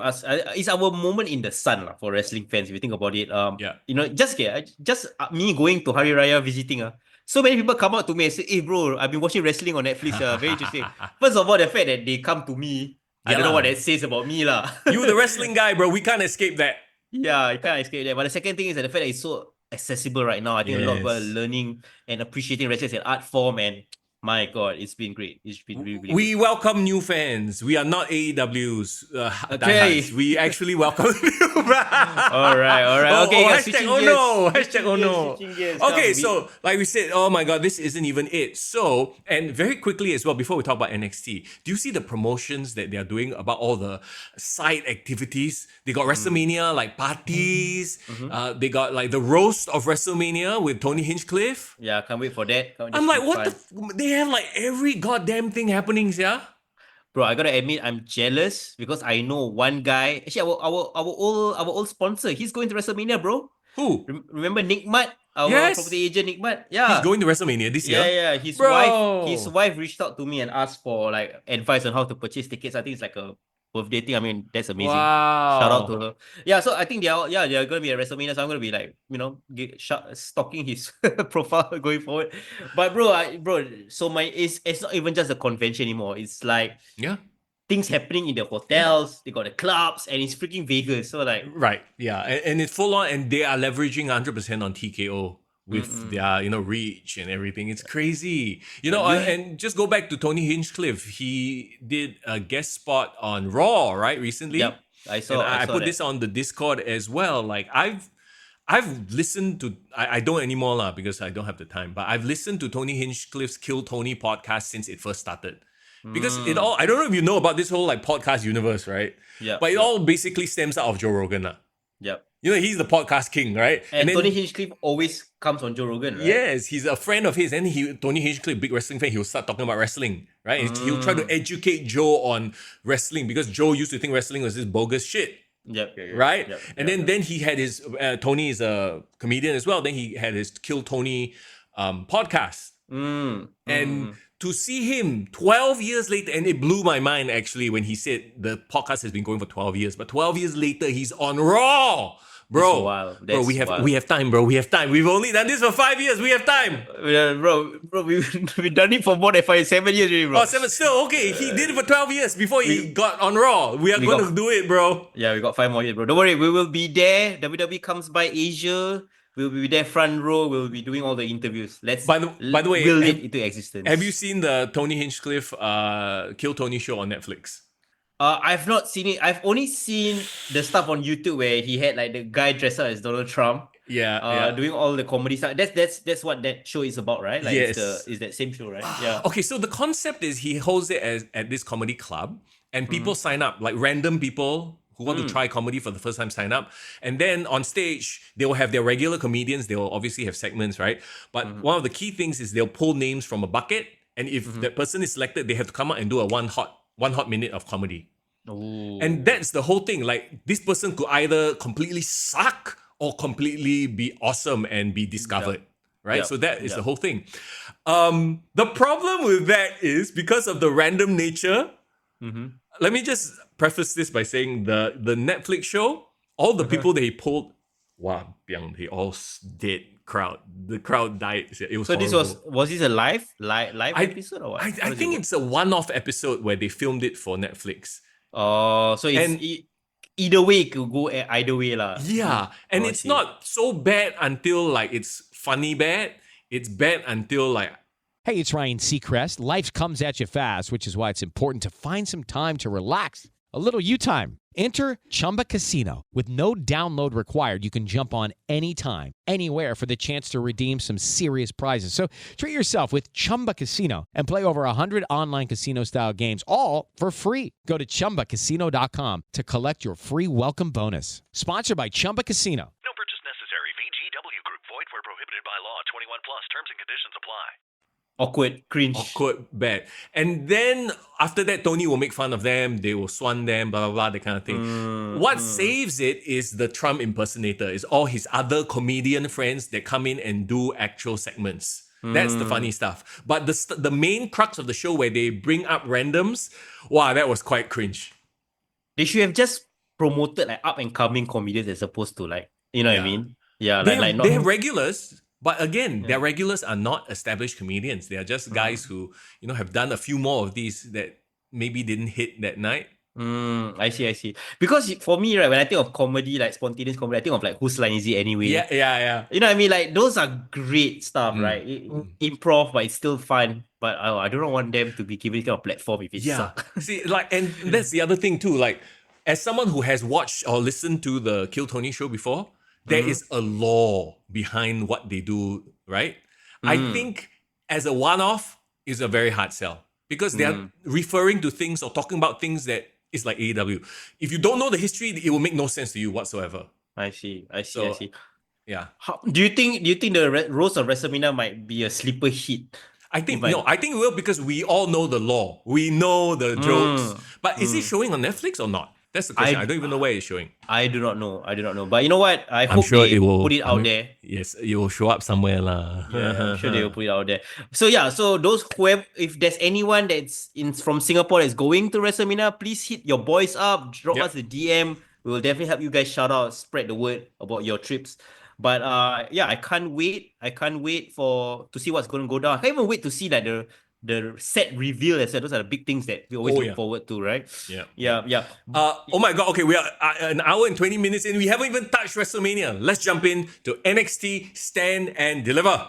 Come, let's go through the card. Very quickly, and by the way, Swerve, who complaining there's not enough representation. Yeah, sure. Okay, look at this card. For the NXT Women's North American Championship, it's a ladder match. Of course it is. It's a standard already at this point. Zarya versus Kalani Jordan versus Sol Ruka versus Izzy Dame versus two TBDs. You know what? If you asked me this question 1 year ago, I could have not put the names and the faces together, right? Yep. But since it's been on Netflix, I've been watching. And you know what? I got my money. I want my Sol Ruka to win. That's my Bro, the great thing about this is, I want Kalani Jordan to win. I think she deserves it. She's great as well. Yeah, she's yeah. great. Beautiful, by the way. But Sol Ruka, what I like about her is that she gives me like a 90s gimmick because of a surfer character. Yeah. But once she start wrestling and that freaking soul crusher move, holy shit. Like, Soul Snatcher, I believe. Soul Snatcher, yeah. Yeah. And she's amazing, man. The interesting story, of course, going into this is that Soul and Zarya are a tag team, right? Yeah. But now and they're in the same match, so... Zarya kind of looks like this generation's what's her Bull? name? No, not Bull Nakano. Who's the other crazy girl in the 90s? The one that Cra- always with Shawn Michaels at that point in time. Luna. Luna Vachon. Luna Vachon. She's giving me Luna Vachon vibes. Yeah, but she actually can talk normally. Luna Vachon. Do you remember? She's the ultimate warrior, essentially. Yeah. Yeah. So, these are just the mid-carders, but like all of them are great as well. Yeah. Like, And very then you got the NXT Women's Championship. Stephanie Vacker, the Women's Champion, versus Jordan Grace versus Jada Parker.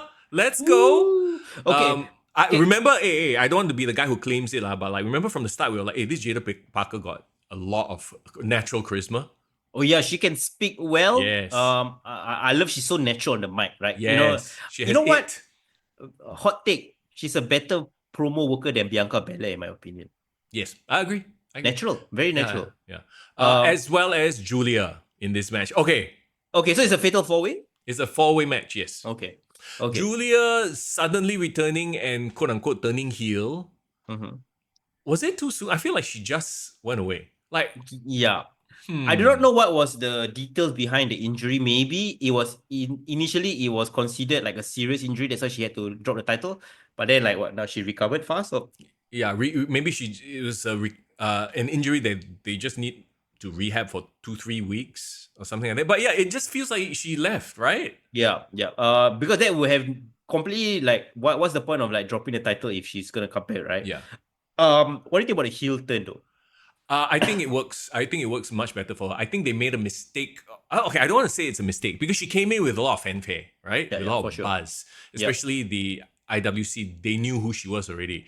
I think she fits being a heel much better. She can be the Io Sky. She can be the... Do you remember when Io Sky turned heel? When Asuka turned heel, we were like, oh, she's so much hotter. Yeah. This is what has happened. Bro, I remember the line when Io Sky turned heel hot. Hot shot turn heel, hot shot. Remember? Yeah, Wilson turned heel, hot shot. We got hot shot, yeah. Yeah. Just here's the thing about Julia. I just thought when I first saw her, right, when I first laid eyes on her, I thought she was like an anime character straight out of freaking Taken or something, right? Oh, wait. So who said visa problem? Oh, so that's why they had to solve it quick lah. Oh. Okay. Then would have made perfect sense. Yeah, so I always thought she had this air of like a dangerous female assassin. Yes. You know, she's kind of playful, mischievous, but like an evil person. Her going out there trying to cut promos, trying to connect with the crowd with her broken English, it didn't work to me. People just liked her aura, that's it. But beyond that, if you see her weekly, the aura goes away. I like her being silent, women of few words, you know. Just look at a girl, smile, do her finisher, then arrivederci. You know, when it walks away. You know, that's the vibe I want from her. Yeah. And I hope she leans on that. But in a very interesting contrast, I would say that her turning heel makes it very clear that Stephanie is that number one being girl baby face, right? Yes. And it's weird because I always thought Stephanie works better as a heel. But then seeing her on podcasts, seeing her interact with her audience, and she has been cutting promos in English in NXT, by the way. Yes. And she's actually better than I thought, right? Yep. And I don't know, she's just very, very likable. Even though she's very silent and not really talking that much, there's something about her that you just want to root for. And I think maybe because I think she kind of shared about her story. I think she really had to struggle to be a wrestler. Do you hear what she said on one of the interviews about her? It's not about her saying that it's not about the money. She's actually wrestled for no money, and she was going hungry in Mexico. But because she got to train every single day, she was so happy doing it. So she's really lived the life of a struggling artist, who loves her craft. You gotta respect that, man, for sure. Oh yeah. Who's winning this? That's the question. She just won. I don't think it gives her or makes any sense for her to lose the title. It does no favors for her. She needs to establish herself. I want Stephanie to lose the title and then go on to have a feud with Julia, like a proper feud, not like the one-off. So no love for Jordan Grace or Jada Parker? I love both of them, but I think they might go off into their own rivalry. Because we've been seeing the last couple of weeks they kind of cutting off each other, trying to get into the ring to go for the title. So I think that might because I don't think you need to pull the trigger on Jordan Grace too soon as well. And I love Jada Parker, but hot take again. I don't know whether you disagree with me. I think she's not ready for the women's main title. I still think she should be North American. I was about to say that. She's not there yet. She's definitely upper mid-card at this point, and give her a couple of months, I think she could be there. Yes, agree. Yes. Agree. Irvin says also kena abused by her partner who had a lot of friends in AEW. I remember this. I story remember as well. this vaguely as well, but I didn't look into it. Oh, well, She okay. From what I remember, she had a boyfriend who was also a wrestler in Mexico who actually like domestically abused her. oh, And I think that guy went to jail because I think Stephanie like reported on him. But the problem is that guy is like best friends with like Rush and that gang. oh, that group, yeah. Yeah, and then like they lost Iguanablis or whatever nonsense. So they actually blacklisted her. Like they like outcasted them. Well, they did her a freaking favor. So Yeah. now she's doing great stuff in NXT and she has a much higher ceiling. So congrats to Stephanie. Yeah, bro, and she's so beautiful. Why would you abuse her like that? Come on, guys. Please show some respect to your It's nothing to girls. do with looks, bro. We all know it's nothing to do with looks or whatever. It's just bad people doing bad things. Yeah, man. Period. Okay, I'm looking forward to this match, but I think that Stephanie Becker needs to maintain the title and, like you said, go on a long feud with Julia. Like, we've had this whole thing of they were friends, blah, blah, blah, and their interaction, if you think about it, has been very short, right? Yeah, too short. Way too short. I want them to go on a long feud to establish this rivalry. And what's wild to me was a lot of people were talking about Roxanne's reign as NXT Women's Champion, like it was a good reign and all that. I didn't watch any of it, right? Because it was like, not accessible for us. Yeah. I think like this current era of the women's wrestlers in NXT is gonna surpass that, bro. Every one of them have so much aura, bro. Bro, yeah, but that's the thing. Like, to your point, right? Like, I know people like Roxanne because she's grown up in NXT in a way, right? Yeah. I've always said that every time they give her the mic, it's rough, it's tough. Yeah. Like, her and Cora Jade, like, I honestly, I think Cora Jade is the biggest star. Yeah, for sure. Cora Jade can cut a better promo for sure. Yeah. And you see, Roxanne's not doing much on the main roster, so I hope it feels like she's going to go down the path of Johnny Gargano. It's one of those like Triple H's guy or Triple H's gal, but then doesn't really have that connection with the audience. We shall see. I mean, her being like a smaller character, if she can develop her personality. I mean, you look at Alexa Bliss, like her stature didn't stop her from achieving great things. No, but it's all personality, what? Yes, correct. So she needs to somehow find that personality on the main roster. She struggled with even in NXT. So like that is a bit of a like, okay, you have a steep hill to climb.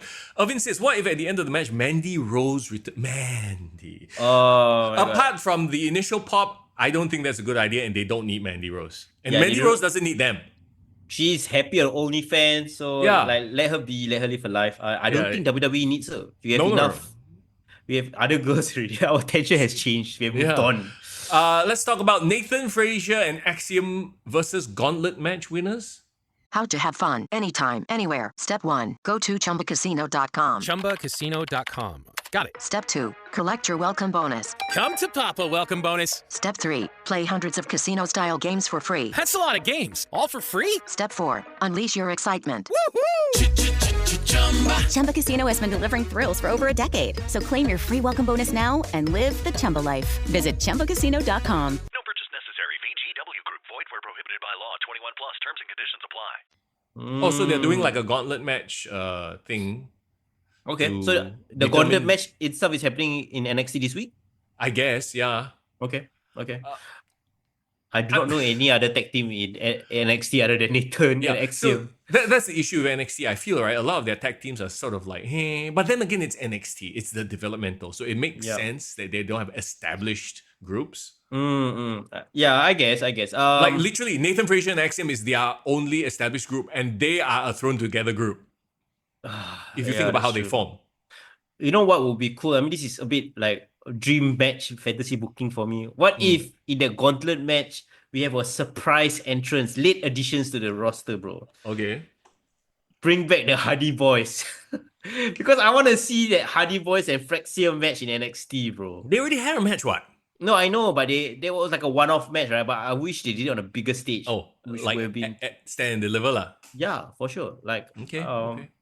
Yeah, because I don't see any other big teams unless like, I don't know, like Motor City Machine Guns drop down to the developmental or something. The return of the Dudleys. No, bro. No. Devon. Get the tables. Oh, no. Yeah, Okay. yeah. Irvin also agrees with me. I Hardys? think Hardys, yeah. Let's talk about Ricky Saints. And he's defending against another Fatal 4-Way match winner. So there's going to be a Fatal 4-Way match on NXT. Okay, cool.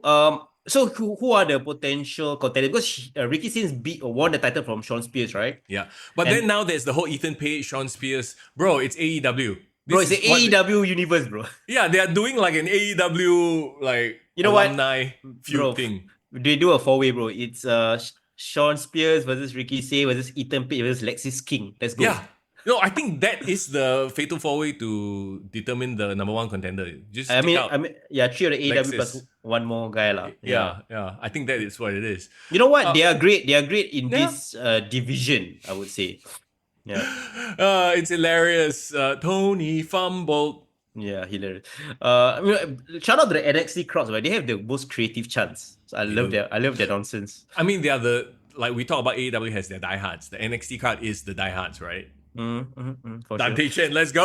Oh my god. that Yeah, would be come the on, bro. No, Dante's still injured. If I'm not wrong. Yeah. Let's Ricky Saints, he just won the title, so I don't see him losing at Stand and Deliver. If anything, he needs to show out, right? Him versus Ethan Page. Ethan Page can make him. Yeah, I think Ethan Page deserves it also because of the work that he's done this last year. I think he's really done great stuff. He's elevated Javon Evans. Yeah, but Ricky Saints, bro, I mean, this is where he's gonna shine, bro. This year is the year of Ricky Saints. I won't be surprised this time next year he's NXT champion. Potentially going on the roster. I think he deserves, because bro, he's really cut his teeth and done his season in AEW, bro. Yeah. He doesn't need to stay long in NXT to me. True. You talked about Javon Evans. He's in the main event. And like I said, very surprising because I remember when he first debuted, I'm like, who is this skinny fella? Like, no character, he's just bouncy. That's his whole thing. He was bouncy, right? And because of Ethan Page, he now has a character. Bro, I mean, we can't even call him skinny anymore. Bro has bulked up recently, bro. He's lean. He's very lean, right? Yeah. Talk about Obafemi, versus Trick Williams versus Javon Evans for the it's a triple threat match for the NXT Championship. Yeah. Sorry, before we talk about the triple check, can I address what Riz said? Saints needs to bless the males in the audience. So have you seen what Ricky Saints has been doing? Fucking funny, bro. He just all these like random angmo makciks just tapping their head. Yeah. But the funny thing is because the ones that he tapped are all like really middle-aged aunties. Like it was not like a row of hot girls or what. It was just like auntie. And they're all like so happy. He's the auntie killer lah, bro. Yeah, bro. He's the auntie killer. Ricky Saints. There you go. That's his gimmick. That's his gimmick. A middle-aged white women love Ricky Saints. Oh my god. Yeah, that should be the new chant for auntie killer. Oh jeez. Okay. Yeah. So back to the triple threat. Talk about black representation, bro. Dude, I know this match should be called the For the Culture match or whatever, right? Like, yeah. Somebody said this was the SM and extra large match. You know why, lah? Yeah. No, because one small guy, one medium-sized guy, one large guy. Bro, the comparisons never end. Then there was another meme I saw. It was like Cham, Mocham, and I don't know. Oh, the Pokemon evolutions. Correct. Bro, I tell you what, the internet is too creative with this nonsense. Oh my god. Yeah. I love it. Like, you have a powerhouse, you have like a mid-sized, Booker T style wrestler, and you have a high flyer. Like, you have literally 3 different archetypes of wrestlers in this match. Yeah. A part of me has kind of been won over by Javon Evans. I think he is like their Darby Allin in NXT. Yeah. So he might probably do crazy stuff. He'll probably do a show-stopping move. But do you think he'll win? No, he won't. Yeah. It's still too early, right? Yeah, too early. And I think he will do better in the chase, right? Yeah. He needs to prove his odds. To me, hot take, I think Trick Williams is ready for the main roster. I agree with you. Not the best wrestler. He's got the it factor lah. He's got the it factor, and I think he can actually surpass what Carmelo Hayes is doing on the main roster. I was about to say, you know what? They'll probably put them together and actually no, not yet. Carmelo Hayes is working with Miz. Yeah, good for him. He has a veteran to work with. But okay, if I don't know if it's one of those odd couple pairings, right? But it's so cringe. Like this, Miz is like this white guy trying to be hip with the African American guy, but and he's doing it on purpose, and I get that they're trying to play it off for laughs. Mm, But I'm like, oh, it's quite cringe lah, hearing Miz try to be hip. yeah, nah. I mean, let him do him. But for me, Trick Williams, I mean, you talk about the Yeet and Jey Uso's entrance being a big hit, right? Oh, Wait whoop till that trick. Whoop That Trick is on Raw, on SmackDown, bro. But bro, we need Booker T. It doesn't work. It doesn't work if Michael Cole or Wade Barrett or Joe Tessitore does it. Yeah, maybe Pat McAfee. I don't know. But bro, like, yeah, he's a star. He's just waiting, for the opportunity. So by process of elimination, I think Obafemi's reign as the Thanos of NXT will still continue, bro. You know what? I don't mind it. In fact, I think Oba could be ready for the main roster as well. Yeah, but the thing about Oba is like, I feel that he needs to hold down NXT a bit longer as the main guy. Yes. Because I don't see beyond these two contenders, I don't know who else can step up to that level yet or is ready for that level yet. No, that's true. But they also have a bit of a problem. If you take Trick Williams away, who's the number one contender? Like, they don't really have that other guy, right? The next person in line to challenge Obafemi. Unless not AD Thorpe. Who? AD Thorpe. Oh, oh my god, boring is that guy, Eddie There Thorpe. was a period where Eddie Thorpe was forever in the main event with Trick Williams, and I'm like, why the hell is this guy the main guy? I mean, they're trying with this alone. I don't know. Tony D'Angelo has been there for quite a while. Is he ever gonna go up? Like I've said before, his gimmick is his ceiling. He's this mafia boss, like he's got the family. Hey, you need more. Your ethnicity, your background is not a gimmick. Yeah, it should be part of who you are, yes, but it shouldn't be your entire gimmick, and that's the problem with him. I think they play too hard into the but like it makes no sense. It's not something that people can connect with. I don't think that's it. I think he will probably drop down become a lower cut once he's on the main roster. Yeah, but you know what? I still think he deserves at least a run with the NXT champion though. Irvin says Mr. Dakota Kai. Apparently Eddie Thorpe is part of Team Kick. Oh really? Yes. Maybe they bond over their Native American roots or something. I don't know. Huh? Dakota Kai is Native American? I thought she's New Zealander. She's Maori, right? Oh. Okay lah. Different lah. That one is Native New Zealander. The other one Native American. They all vibe over their nativeness lah. That's not how it works. Okay. Okay. Come, let's continue. They vibe over the fact that they were the original peoples of their land. Yeah. What? Okay. Okay. Actually, the way that we've just sort of talked about it, right? I agree. Oba should retain, and maybe Trick moves up. That means that match should open the show. Ooh. Because you want Stephanie Verker to, and they've been pushing the women very hard as well. I think Stephanie Verker would, as winning the title or retaining the championship, would send people home happier. Okay.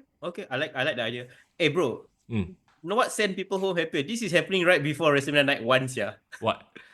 NXT Stand and Deliver. It's happening like literally in the afternoon. True. So technically they don't need to. They can do whatever they want, right? Bro, can you imagine you're a wrestling fan on the day you go to NXT Stand and Deliver, 3 hours there, and then straight away go watch WrestleMania at night, like. And then before that you go SmackDown, you go Hall of Fame. Bro. Cannot. Shakes, yeah. You know what? The only bad part about it is What? I have to go to the USA. And with everything that's happening right now, that is the last place on my to-visit list. I tell you, the moment WrestleMania announced for London, bro. Oh, bro. Sign me up. Yes. Sign me up. We'll Yes. be there. We will be there. But I don't think it will ever happen, it's WrestleMania. Anyway, let's talk about WrestleMania then. Night 1. Yeah. Here we go. Let's go. We already they've announced the order, or not the order, but the matches that will be on each night. Bro. And what did I tell you, bro? What did I tell you? Is it going to be 4 hours a night? I swear.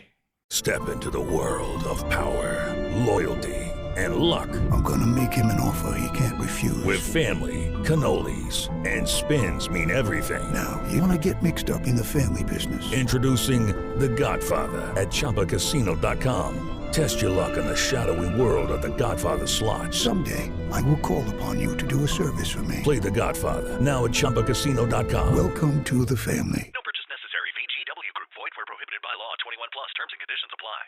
Probably lah. Because starting time is like 7:30 or something like that.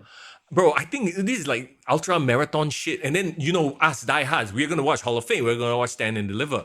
That's why we are taking a break after WrestleMania. yeah. Guys, we're going to be chilling after WrestleMania. Well, so... I'll be in Korea. So, yeah, can't do the podcast for about a week plus. Yeah. Actually, after my Korea trip, I'm back in Singapore for 2 days. And I'm going to Bali, bro. Whoa, bro. Taking out all the leaves. Let's go, man. Yeah. It just so happened that our calendar, my wife and I, and we're doing like a yoga retreat in Bali. It happened to line up with her trip to Seoul. So I'm like, wow, shit. Oh, okay, go for it. Bro, this is the best time to like just expand all your wrestling energy. Yeah. And I think you go relax after that, bro. Correct. No, exactly. And I don't want to say it's the best part or the worst part, but my wife is actually going to Jeju, which is another island in Korea, right? Yep. Before I join her in Seoul. So the time that she's away is during WrestleMania weekend. Oh, so she going earlier lah. She's leaving on Thursday night. So I'm like, wow, I get to degen. I get to be the most degen wrestling fan for the entire weekend before I fly off, bro. All right, watch party, let's go. Okay, guys. I don't. We are doing live podcast this weekend. The point is that because my wife is not around, when you have your partner around, you have to go out for dinners and do all these things. The fact. So Mr. Young is gonna be in your boxes running around, right? That's what you're doing, right? Watching WrestleMania, we can be like, I'm gonna be freaking have a pizza on one side, just ultra degen. Oh my god. Irvin said later you go yoga retreat, you keep thinking of wrestling submissions. There you go. Okay, cannot. We'll do a watch long, but on the Discord. You can't join us on Discord. Guys. As much fun as I had doing the live watch alongs, right? I realize sometimes I just want to watch my WrestleMania in my pajamas. I really exactly. On a Sunday morning, Yeah. Hey Zayden, I see you fam. Self-inviting. I see. Like tactics. that one. Okay. Okay, Hari Raya let's open go. house also cannot. Let's do it. Okay, night one. Yes. Okay. This is in no order because we don't know the order. We only know the main event, right? But this is in the order that I would want. Huh? For me. No, as in like if you are guessing the order, you know which is the order I would want WrestleMania to start with, right? Oh, I know. I'm just going to list the matches first. Okay, just list the matches first. Yeah. According to Wikipedia, I'm looking at now. Okay. We got War Raiders, Eric and Iva versus The New Day. I guess they had to have a tag team match. Now, the question is, should they have put Street Profits here in this position instead? I'm surprised Street Profit doesn't have a match, the tag team match. But I think they might do a last minute one. I don't know. Because to me, I think their thinking is, okay, we got the SmackDown before WrestleMania. Street Profits are the tag team champs of SmackDown. Logically, they should have that as the main event. I think it sucks for the Street Profits because this has happened to them several times already that they didn't make the WrestleMania card. And I feel like they deserve it based on the promos that they've been doing, based on the push they've been getting. Like the SmackDown tag team division actually feels more like a tag team division than the Raw tag team division. I completely agree because I feel like the SmackDown division has so many like legitimate contenders. So they should have had a match. I would even say like if they want to do a fatal 4-way tag team match with all the contenders, it would have made more sense over there. Yeah. But as we are recording this right now, it's only the tag team match between New Day and War Raiders, correct? And like we talked about it just now, the New Day, yes, they just, turn heel. They're a little bit more interesting, but then they've sort of faded into the background. At War Raiders, they've kind of been there, and yes, they also have a new repackaging. They look more serious, but also, sometimes if you ask me who are the Raw Tag Team Champs, I will forget. I don't know who. The problem with the New Day was they had such an excellent heel turn, but there wasn't a follow-up after that. They should have run roughshod across the entire Raw roster for a long time and then reached WrestleMania. But I think there was a lull period where they were not featured. So they lost a bit of their momentum. So now I think eventually they will win the title. I mean, that's my prediction for this match. And I think the New Day might go on to become more prominent members of Raw this coming year. It's just that, they have to go through this period. Maybe this is where they win it. Yeah. I mean, you need some title change. Might as well do it here for them, and then they can start a new chapter as the heel New Day. Yeah. What do you think about Big E? Will he make any sort of appearance? Any sort of interruption? I mean, I don't think he's physically cleared. Man. Okay, to me, I would rather him not come back when the New Day are so cold. I see. Does that make sense? Like, I would rather him come back when the New Day have developed some sort of heat. Like, they win the titles here from the War Raiders, then they go on this rampage and they start talking shit again about Big E, about other people. Because right now, like, I forgot the whole Big E connection. Like, it's been so far removed from... not like if they continue the whole story from when they ostracized Big E up till now, then yes, Big E should have a role. But now you bring in Big E suddenly, like no connection like that. You know? Yeah. And okay, I know there's a lot of pre-show that's happening. And I don't know whether they have officially announced that all the matches are going to be on the main card. But if there was ever a match that needs to be on the pre-show, I would put this match to be on the WrestleMania Night 1 pre-show. 100%, bro. Like, I have no hype for this, unfortunately. You know, they're great teams, great workers, but literally no build for this match. Yeah. Put this on the main show. Damn it, you guys got 3 hours to kill in the pre-show. Just put like one WrestleMania match, might as well. And then, you know, with their new PLEs, they got advertisements out the wahoo. They got promo packages. Like, I'm a bit worried this is going to be 5 hours long, yeah? Let's hope not. Let's hope WWE, retains the time because we still need to sleep. So right. So this match, I'm putting it as the pre-show match if there is a pre-show match. Okay. There you go. Rey Mysterio versus El Grande Americano. I love everything that Chad Gable, El Grande Americano is doing right now. It is so in the vein of something Kurt Angle would do. Yes. And I appreciate it so much. It's funny because somebody said like it took him to do another gimmick change to get on the WrestleMania card. Yeah.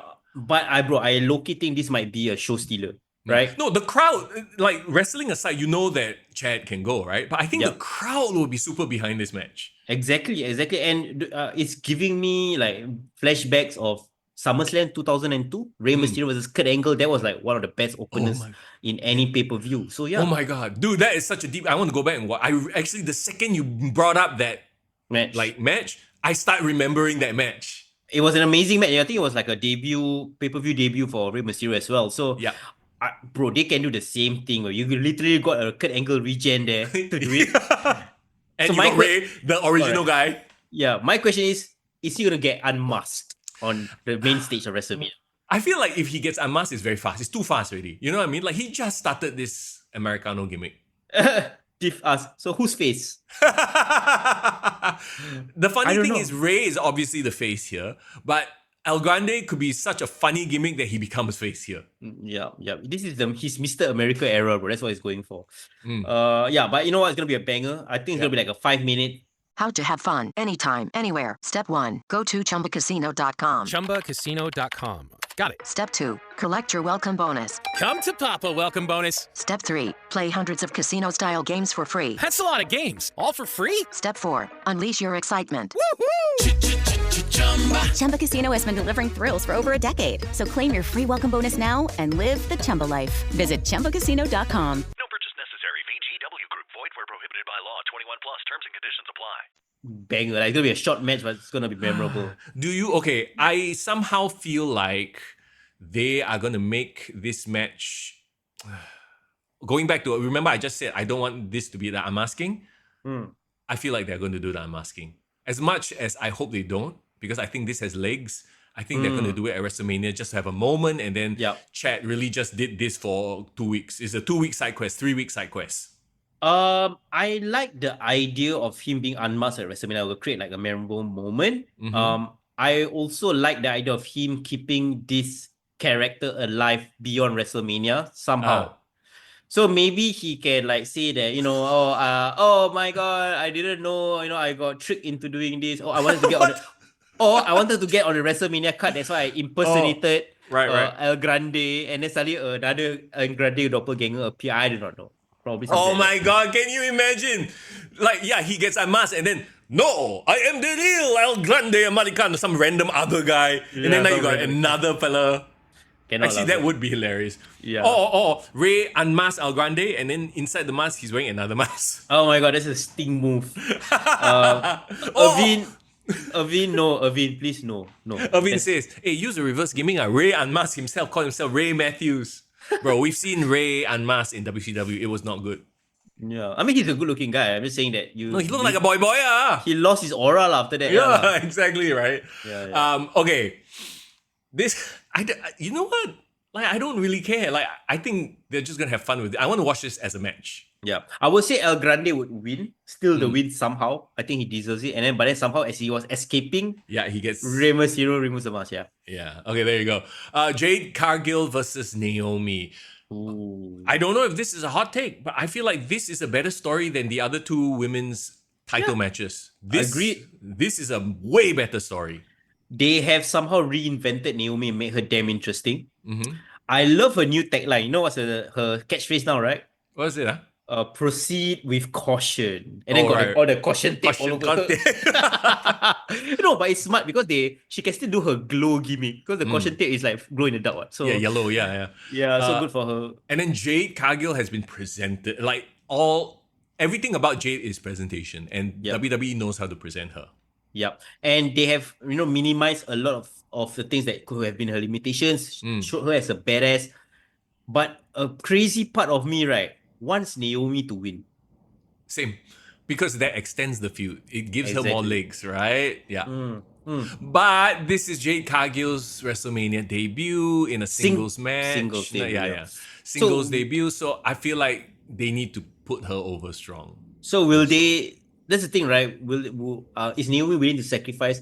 Because another thing is they can still continue the feud even if Jade wins. So Jade wins, but Naomi is like still, wants to take her down and can extend. So I think either way it works lah. Yeah, it still works. Like she can blindside her after whatever. You can do a million and one things, right? I feel like Naomi as this heel character, and I know we're going ahead, but if Bianca is a champion, I think Naomi would be a great contender to become a heel world champion with this gimmick.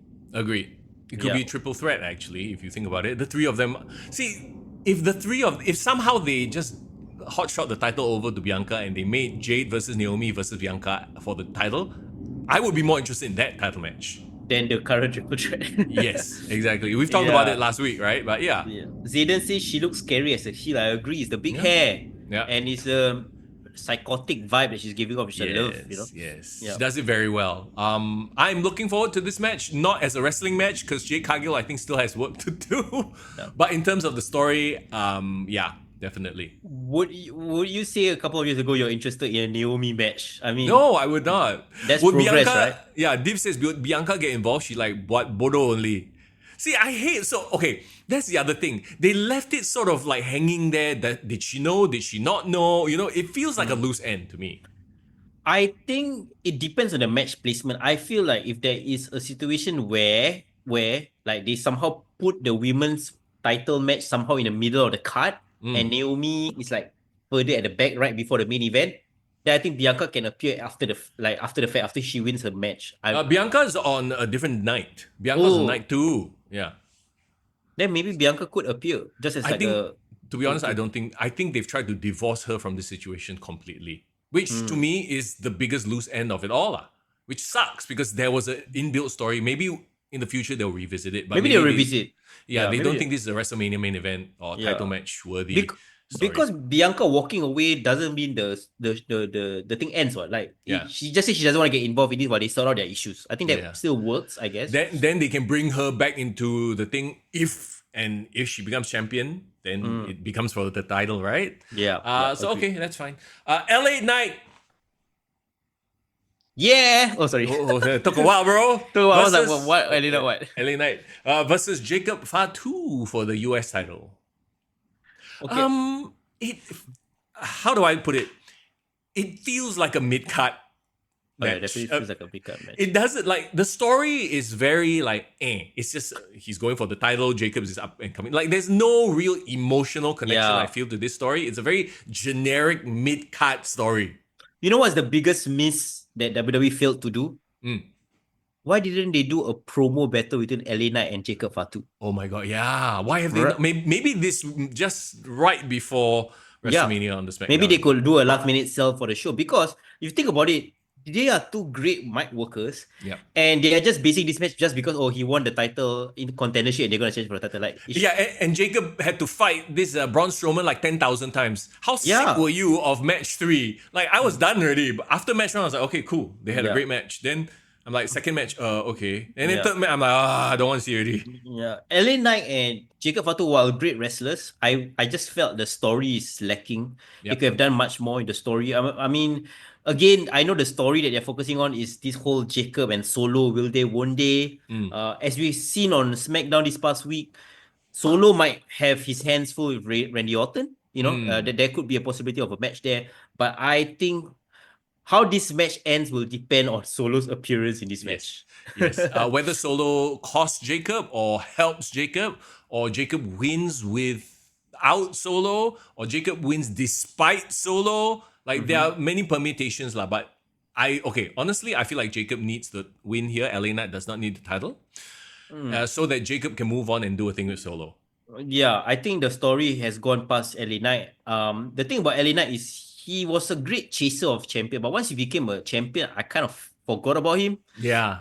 So I don't know what that means about him as a champion, because some people as a champion they make the title interesting. I just felt like Braun Breaker has made the IC title scene interesting, right? Yes. The things that he's been doing, but LA Knight feels almost in the background as a US champion, which is such a shame because his chase to become a champion, singles champion, was such a big part of the show last year. So I think for the story, it makes sense for Jacob and Solo to kind of fight or feud over the US title. Yeah. Maybe Elena is needed back in the main event scene after this. Maybe. Agree. And of course, you got Tama Tonga in the back. Like, will he side with Solo? Will he side with Fatu? So there is some sort of intrigue there. At least it's more interesting, right? Bro, we're all waiting for that one guy, bro. Our true tribal chief. Tribal chief. Tama Tonga. He needs to come back. Tonga Loa needs to come back and level up the aura in this feud, bro. That's all. Oh my god. I swear, if he doesn't botch, that will be the letdown. Yeah, agree. He needs to get... I miss his chops, bro. I miss his chops. Oh. Okay, come. So I think we are all gunning for Fatu to win unless Solo screws him up. So that's what either way, that's what's going to happen. Or we could have Jacob win and then they all happy, hug happy, but then across the weeks, we start seeing Solo get jealous. I mean... Maybe. Yeah, that's a story that could be done as well. Okay, here we go. Tiffany Stratton... the WWE Women's Champion versus Charlotte Flair. Okay, so they did this whole thing on SmackDown where Charlotte was given the day off to go cool down or whatever the bullshit. Then they showed backstage footage of Tiffany getting attacked like backstage, right? Yep.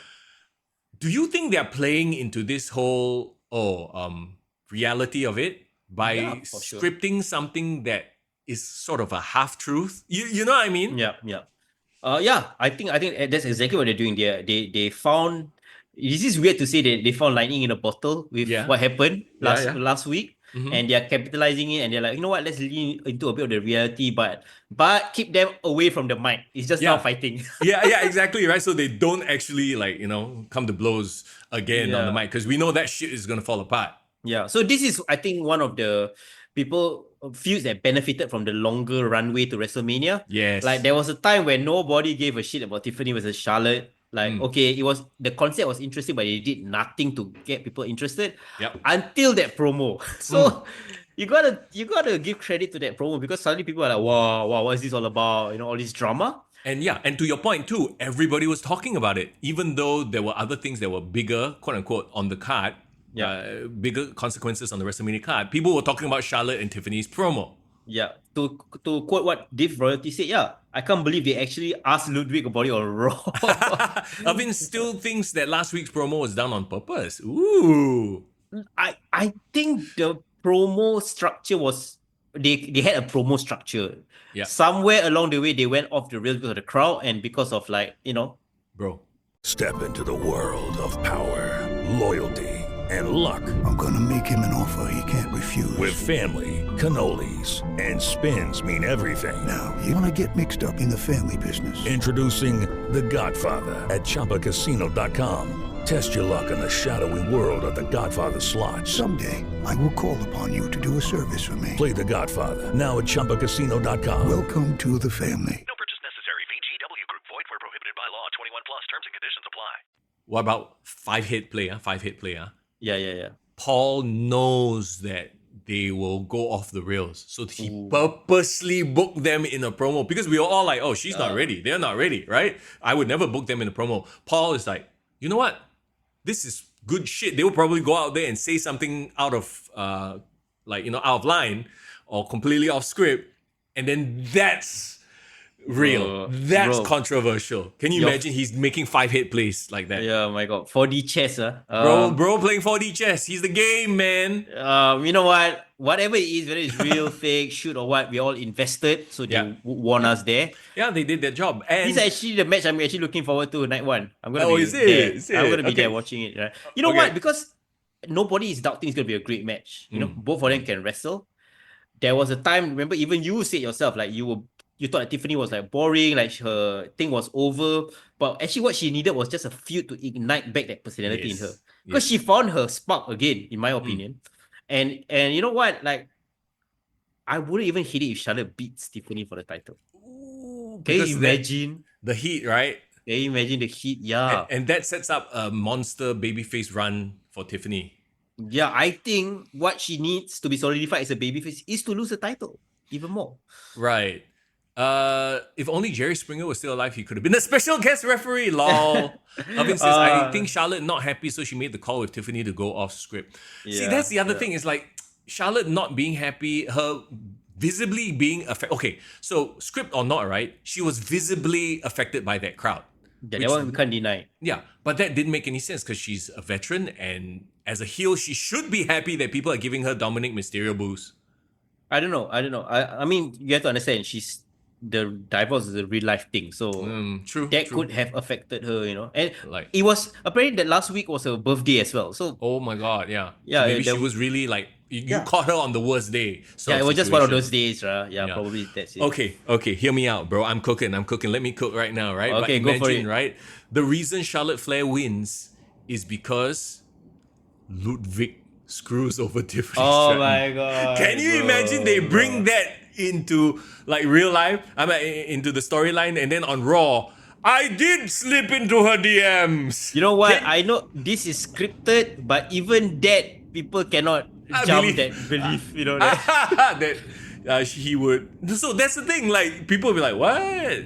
Nah. You went with Charlotte over Tiffany. Hey, imagine, bro. Come on. I would do it for Ludwig's career. Like that would put Ludwig over as a super heel. It will make him a super heel villain, for sure.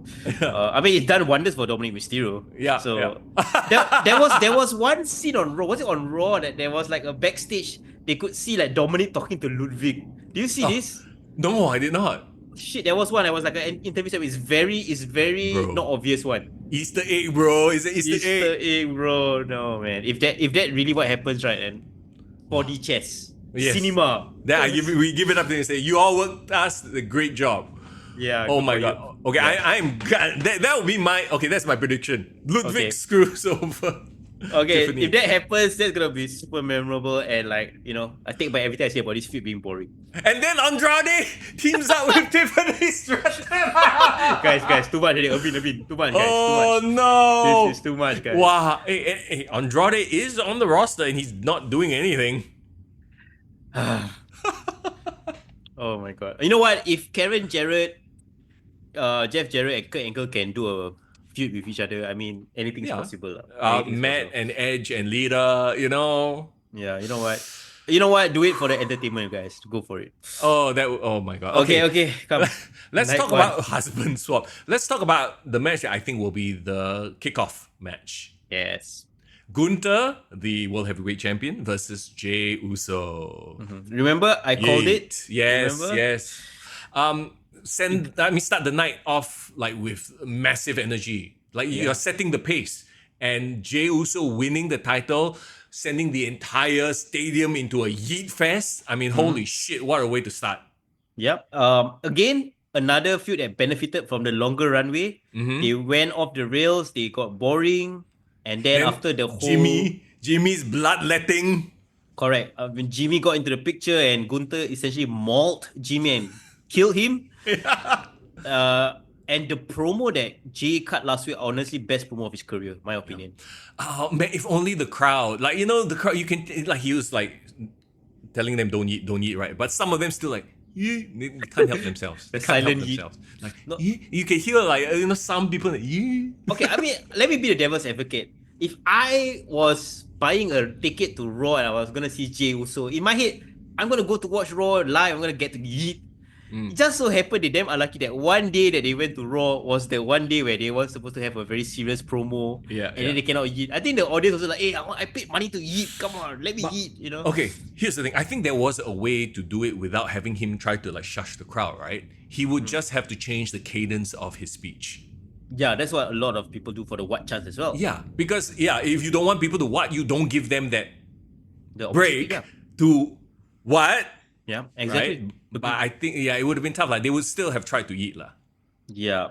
But that aside, I mean, focusing on the content of the promo, I thought Jay, okay, we all knew the best part about the bloodline was Jay's conflicts, like Jay being torn apart or like, undecided between who's alliance, blah, blah. When Jay was defending Sami Zayn, Jay standing up to Roman Reigns, that was the best Jay also, where he had emotion, he was serious, he was, passionate. We finally got that in the main event Jey Uso character, like in this match. And Talking he about had- I'm gonna pray for you, but I'm gonna pray for myself because what I'm about to do to you, that kind of stuff. We always said this, whenever Jay has something to promo about, he does a great promo. But if he's out there just to hype the crowd, he can talk rubbish for correct. talk nonsense. I hope, and I love the feud's culminating into this, right? But I hope in the match itself, it's not gonna be a super kick / chop fest. I hope that's not what's gonna happen, right? Because everything can deliver, but when it comes to the ring, I hope the ring general really, helps Jay to a really good match. That's the only thing that is lacking in his main event run. Because I mean, we all remember last year's super kick fest. Yeah, two people with the exact same moveset. Speaking of Jimmy, right? Does he play into this match? Does he help Jay, or I think it hurts Jay if Jimmy has to help him to win. I think Jimmy needs to fight from underneath and win this through fighting spirit. I would say having Jimmy there to help, impact the match in a positive way can work in a way that does not take away from Jay's moment. What if Jimmy comes out after Jay wins? That will also be a great moment. That would be like a Chris Benoit and Eddie Guerrero moment. Yes. And then he super kicks Jay. No, bro, they've done that already, bro. No, it's okay. No more turning on each other, guys. No, okay, no. I was kidding. But yeah, so Jay, I have full confidence that Gunther can carry Jay to a great match. Yep, agreed. That is for sure, right? Agreed. So they can have this back and forth. They can have this, like, so many moments where Gunther looks like he's just going to win. And Jay just keeps kicking out. He squeaks it out. He grabs the rope, blah, blah, blah. Right? And I don't know, should Jay bleed? I mean, not too early. I would save the bleeding for one match that's on night 2. We'll talk about it in a bit. But yeah, I think straight up, great match. Jay somehow wins from Gunther, outsmarts Gunther maybe not full on, like defeats him like what Sami Zayn did, like a crazy move and then just beats him out of the blue. I think that's what needs to happen. And, start off WrestleMania on a good note. Let's go. Yeah, dude. And then the crowd would yeet all over the place and it would just be a thing, right? A great way to start. Okay, main event then. Roman Reigns, CM Punk, and Seth Rollins, of course. In CM Punk's corner, his best friend, Paul Heyman. Yeah. Again, like, on the surface, right, is Paul Heyman's going to be in a ringside lah, like big whoop, right? But, I mean, some people have tried to argue that, it's mind games against Roman Reigns. Roman Reigns is by himself. Like, he's on an island with nobody to back him up. Even his wise man is no longer with him. Yeah, I like the idea that Paul Heyman plays such a big influence on all three people now, especially after what happened on Raw last week with Seth Rollins. He's now part of the favor. He's part of the no lah, favor it's not, somehow. Not really lah. No, but what I'm saying is like he now is playing on Paul Heyman's conscience, right? Like he's kind of threatened him like, now you owe me a favor. So he doesn't really. He's like, I'm not going to beat you up. So, is he, what Seth Rollins actually, he's like what do you call it? It's like one of those gangsters asking for protection money.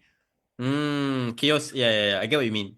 I get what you mean. And he's actually embraced this like really heelish side because what he did was really, really heelish. Correct. I think what it is was that Seth Rollins was lacking in the story because you saw the connection between Paul and Roman and CM Punk.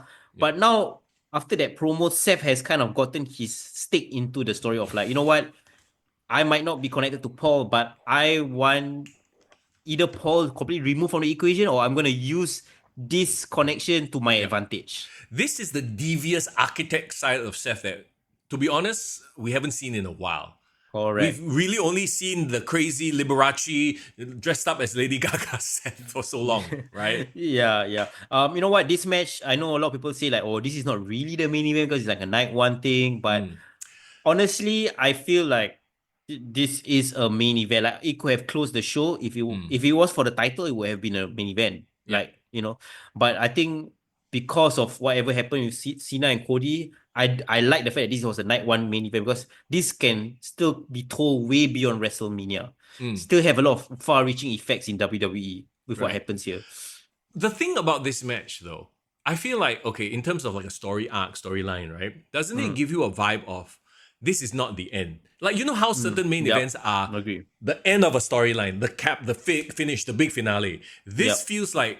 Step into the world of power, loyalty, and luck. I'm gonna make him an offer he can't refuse. With family, cannolis, and spins mean everything. Now, you wanna get mixed up in the family business. Introducing The Godfather at ChumbaCasino.com. Test your luck in the shadowy world of The Godfather slot. Someday, I will call upon you to do a service for me. Play The Godfather now at ChumbaCasino.com. Welcome to the family. No purchase necessary. VGW Group. Void where prohibited by law. 21 plus. Terms and conditions apply. They're going to branch off into other shit. Yep, for sure. There's going to be more stories to be told, and we might even have that singles feud between Roman and Punk. You know, Roman and Seth is not done yet. You know, there's so many things to go, right? My thing about this is, and I know a lot of people has been suddenly going along this line of thinking as well. I want Seth to win. Okay. Because How does that happen? Because I feel like Roman and Punk will cancel each other because of whatever happened with Paul Heyman.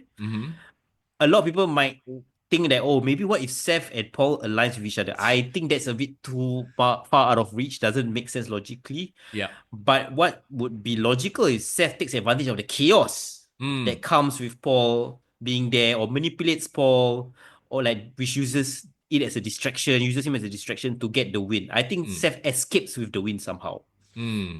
Yeah, and he's due also a win, right, on WrestleMania. But is that not like an unsatisfactory win? Even though it's night one, you know, you still want to send the people home happy. I don't know. I would say sending people home with intrigue is much more of a bigger priority at this point, because you think about it, Roman and The Rock beat Cena and Cody and Seth last year, night one. That ended in a cliffhanger, not a good thing, right? True. Well, and that's why a lot of people said night one wasn't great, right? The return of Brock. Yeah, bro. I said this last week, but Roman, CM, Brock, Paul Heyman on a pole match. No, that's a real one. Yeah, that's a real one. And then bring back all the old Paul Heyman guys like Big Show. Who was Ryback a Paul Heyman guy? Yeah. Oh no. This one is its own universe. Already. Cannot, bro. Too much already. Too much. Then bring back all the ECW alum because they were the original Paul Heyman guys. Yeah. Bro, Stone Cold is a Paul Heyman guy. Yeah, technically. Dangerous Alliance. Yeah. Dave brought a great point as well. None of this ending will be satisfactory. I think there's more story to be told, and I think I love it. True. This should stretch way beyond WrestleMania to SummerSlam. Let's go. So, who wins? So, you are going with Seth? Yeah, I'm going with Seth. And I'm saying this as a CM Punk fan, bro. I want Seth to win. Okay, as a CM Punk fan now, a new CM Punk fan, I actually kind of want CM Punk to win to get his WrestleMania moment. Okay, but ultimately, it's another one of those matches. It's like we're just gonna sit back and be along for the ride because exactly, which is great. Cool thing is both main events. I don't mind who wins. Yeah. As long as it leads to something else, there's more stories to be told, right? Yeah, agreed. And that's the beauty of wrestling, by the way. It's like, it's so different from, let's say, for example, Avengers, Secret War, for example. We know, or Avengers Endgame, we know that is the end of the entire arc. So everything ends there, right? So in a way, we can kind of, of course, the heroes will win at the end. It's just at what cost? In this case, it's like, yeah, WrestleMania is the end, but there's actually a lot, like there's next season. So WrestleMania can be the start of so many more things. Yeah. I mean, wrestling is a lifetime of something. It's like life, lah. Like it never ends, right? Yep, Things in the past can, 8 years later can pay off. You never know. Okay, Brock Lesnar, does he return? No. Because Straight up, no. No, straight up, no. The Rock, does he return? Because Roman Reigns is involved. Or Not is The for- Rock? Not for this match. Not Also, for this you are match. thinking for the Cena match. Okay, we'll go there. Yeah. There you go. That's night 1. Let's talk about night 2. All right, let's quickly power through. On the card now, what I'm seeing, we have 6 matches. So maybe Randy could get his match here. Yeah, versus maybe. Solo, right? That makes sense, right? Yep. For what it's telling, yeah. Or Randy versus Nick Aldis. Nah, I don't think there's soon. any story. Yeah, Yeah, too yeah. soon. Yeah. Okay, Liv Morgan and Raquel Rodriguez versus Bailey and my girl. Your girl. Myra. Remember how I talked about how the New Day and Viking Raiders would be a great pre-show match? Yeah. Shit. Yeah, exactly that. For this match. You know what? As much as I love Lyra Valkyria, I have to agree with you on this one. They did the tag team gauntlet match on SmackDown. It was fine. Yeah. Okay. Yeah. I'm going to predict Liv and Raquel maintain and retain. Yep. Because I want Lyra and Bailey to have their feud. Because there's already dissension teased, right? Yep. I want them to feud over the IC title. I think that's where Yes. they should be. And that's where Bailey will put over Lyra. Yeah. And I think that's great. I mean, it's good for Lyra. She has her first ever WrestleMania appearance. But on the pre-show lah. There's no pre-show, bro. It's all main show. All main show, okay? Liv, so we are both in agreement on Liv and Raquel. They retain. Okay. AJ Styles versus Logan Paul. I guess that's your celebrity match. Yep, celebrity match indeed. Weird thing is, I thought they haven't really built this match quite well. Let's be honest lah. I know Logan has been doing a lot. He's like promoting his reality TV show and all that nonsense. And I think AJ Styles probably is like, fuck it, I don't want to carry this feud by myself. I think I don't appear on Raw lah, whatever lah. But you know what? This match might be again like the El Grande and Rey Mysterio match. This might be a low-key banger just with the people involved. Yeah, it's a sleeper hit. It's one of those like you just want to watch it for the athleticism, for the work, right? Yeah. And for the amazing aerial offense that I'm sure we'll see from both of them. Yeah. So my question to you, bro: any celebrity guest cameos appearing in this match? We had I Show Speed last year. Speed. Yeah, we had Speed. We had KSI. Who else? I don't know what is this influencer universe about. Mr. Beast? Oh my god, yeah, Mr. Beast. It's time to bring the women in. Where is Pokimane? Oh my god, Pokimane. Valkyrie. Where are those people at? Yeah. You know what? I think there might be some celebrity link in this match. Remember they had who did he invite that day? Andrew Schultz, is it? Yeah. Yeah, something along those lines. Now, Andrew Schultz is not an influencer though. He's more of a comedian. He's in the Joe Rogan universe, not the Logan Paul universe. What about Tony Hinchcliffe appearing in this match? Oh my god, no, cannot. Nah, too much. Really. I don't like. I hate saying this, but every time there's an AJ Styles match on WrestleMania, I lower my expectations. He has been unfortunate in having matches that had a great hype to it, somehow not deliver on WrestleMania. See, that's the thing about dream matches, right? Every one of his matches have always been dream matches, but when the actual match happens, it's like, because there was no story, there was no build. And he unfortunately has been the recipient of that lah. Only Shane McMahon's match with him was good, in my opinion. And I mean, Undertaker lah, I guess. Yeah, well. Yeah. Slightway says, what if Nick Aldis sets up Randy versus Solo for Mania, but after Solo screws over Jacob out of the US title against Knight, Jacob attacks Solo backstage before his match, forcing Aldis to take his vote. Wow, my brain cannot process whatever you just said. But there's a lot of shit happening. Great attempt, but I don't think that would happen. I don't see Nick Aldis appearing or being forced to wrestle. Yeah, it's too soon. There's no build up. I want him to be built up. That sounds like Vince Russo booking. Yeah, never mind. Okay, next match. Let's go. Braun Breaker versus Penta versus Finn Balor versus Dominic Mysterio. Okay, I'm very interested in this match. Like you talked about earlier, Braun Breaker has elevated the IC scene. Right? Him basically cruise missiling Carlito is super viral. Yeah. Second viral spear of the year for him. Yeah. One for speed and one for This look, if I were Paul, Triple H, I would just make it so that nobody else does the spear anymore. Like I know Roman does the spear. Who else? I know. Okay, Jay should not do the spear. Yeah, his cannot spear make looks it. like shit. Yeah. Yeah. Probably Roman and Braun. There could be a spear versus spear match. Yeah, or something like that. Or Braun could just rename his spear and call it something else. Yeah, like the gore. Because it looks kind of like the gore almost. Yeah, right. Yeah. Okay, so Finn, no chance. Bro, that aside. First of all, I want to say Braun shouldn't win or retain the title. Should not retain.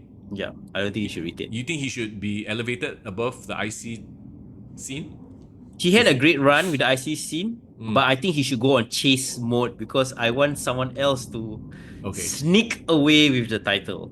Who? Oh yeah, and I said this last week as well, right? And if anything, he deserves a push too for the amount of he was part of the hottest angle last year. Yeah. You know, you're talking about Dominic. Oh, Dom. Yeah. Process of elimination, think about it, right? Okay, you have Penta. Penta has been doing great, but I feel like too soon for him to win a singles title. Mm-hmm. You have Braun Breaker, who is also amazing, but I think he can afford a loss by not being pinned. Yes, you can take the title. This is the best time to take the title off of him. Correct. Because he doesn't need to be pinned. Yes. Correct. And then you have Finn Balor, who has been like gunning for the title, but also has been screwing around with the Judgment Day. And I think this is the time that he will be ousted from the Judgment Day. Okay, so we speculated, right, with Malachi Black or Aleister Black coming back. Mm-hmm. Is this where Dominic, because Dominic has been teasing, hey, we need to bring in new people, we need to bring in new people. Is this where Aleister helps Dominic win the IC title? That would be so interesting. I do not know how they're going to go about it. Maybe that could be a way. Aleister could replace Finn. That would be such a cool story. Yeah. But I think whatever goes down, like there's some chaos in the ring. Everyone is kind of. Hey, it's Ryan Seacrest. Life comes at you fast, which is why it's important to find some time to relax. A little you time. Enter Chumba Casino. With no download required, you can jump on anytime, anywhere for the chance to redeem some serious prizes. So treat yourself with Chumba Casino and play over 100 online casino-style games, all for free. Go to ChumbaCasino.com to collect your free welcome bonus. Sponsored by Chumba Casino. No purchase necessary. VGW Group. Void where prohibited by law. 21 plus. Terms and conditions apply. Out of the ring, and then suddenly this cheeky guy Dominic sneaks in, grabs the win, and pins Finn Balor. Bro, I was just about to say that. Like, I see the finish. Doesn't matter what else happens, right? Everyone will beat each other up. Amazing moves. But Dom needs to get the pin off of Finn. Yeah. And I think the crowd wants it as well. Yes, and maybe Aleister doesn't help Dom in that way. Like, it could be just him winning through the chaos and Finn just getting really pissed off because his own guy beat him, right? Mm-hmm. And then in the Raws to come, that's when we have the big ousting of Finn Balor via Aleister Black. Yeah. And this is not the first time Finn has been screwed off from a faction. Right? He also kicked out by AJ Styles. With the Bullet Club. So this is normal for him. So you know what? Par for the course. I would love to see like a third era of Judgment Day. You know what? Judgment Day can be the long-running faction that Bullet Club is. Multiple leaders throughout their history.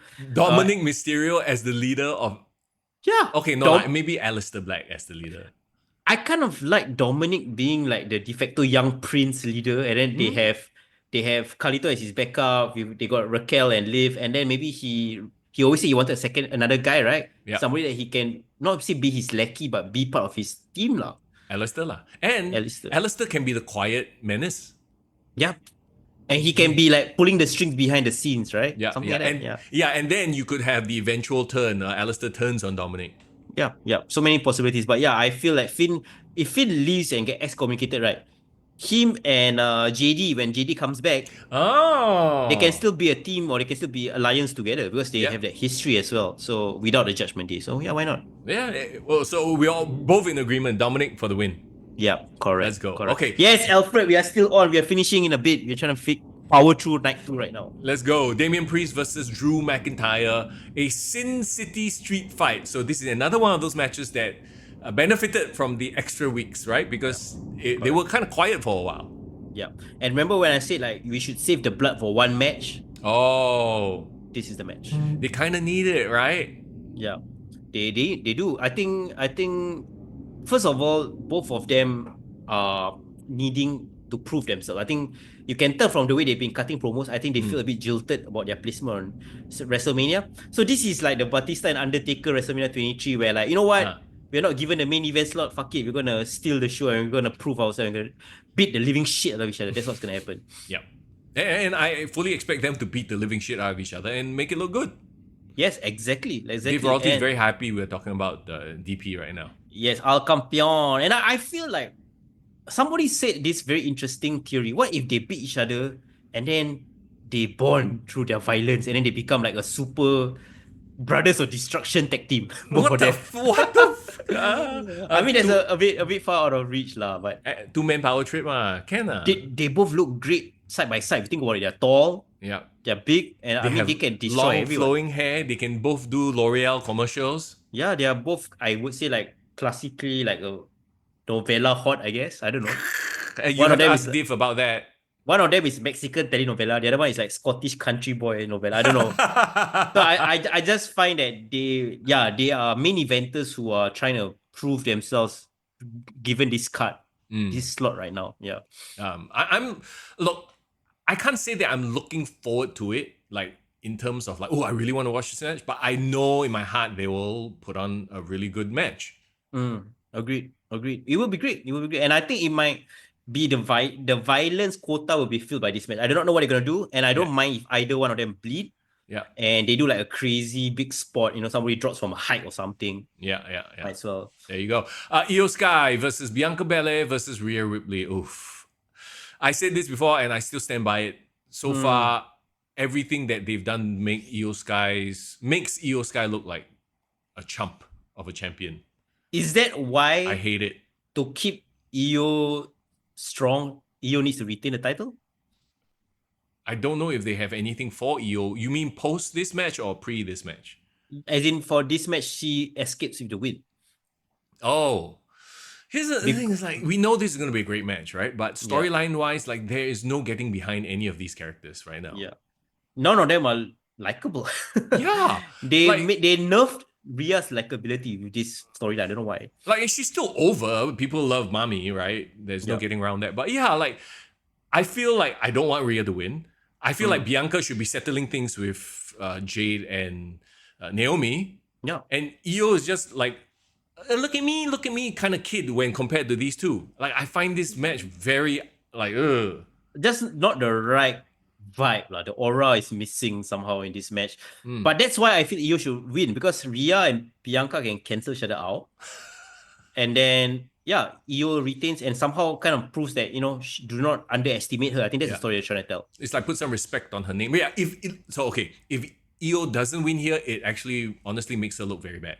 Yeah, because she has looks kind of been bitched up lah. Yeah, she looks like a transitional champion. The whole time she's just been pie-faced left, right, and center. So she's been disrespected. Like, yeah, I mean, it's tough, man. Like, I don't know how they're gonna book their way out of this one. Yeah, not a fan of any of the possibilities. This actually, right? It's weird. Like some of the matches has gotten back on track because of the things that has happened, Tiffany Stratton and all that. Like, would you even argue that Tiff and Charlotte has now become a more compelling match than this match? Yeah, for sure. Right? For sure. Yeah, so this match, the saving grace for this match is the match itself needs to be a banger, right? Like, you know that they're going to be, like, great in the ring. It's going to be a quality wrestled match. It's just, it's tough to get behind any one of them.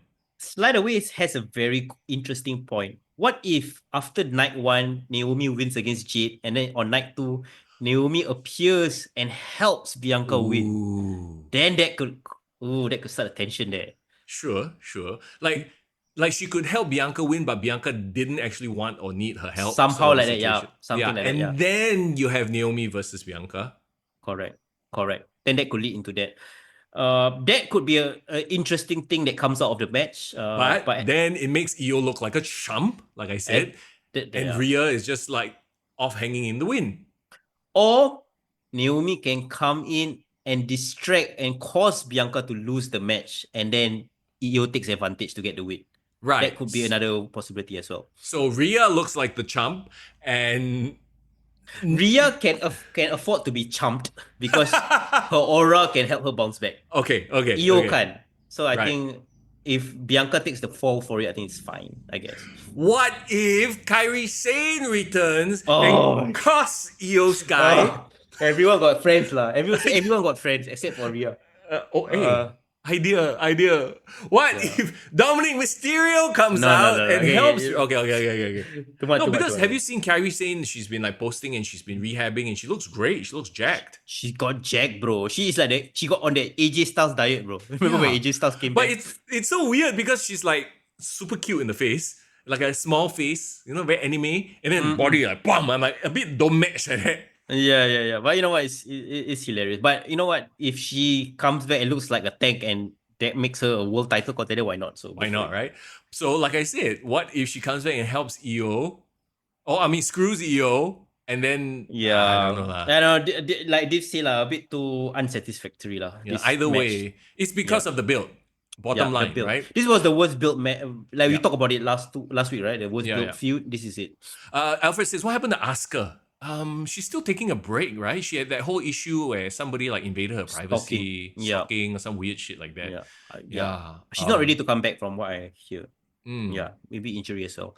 But yeah, so that's the women's title match. To me, does that kick off the card?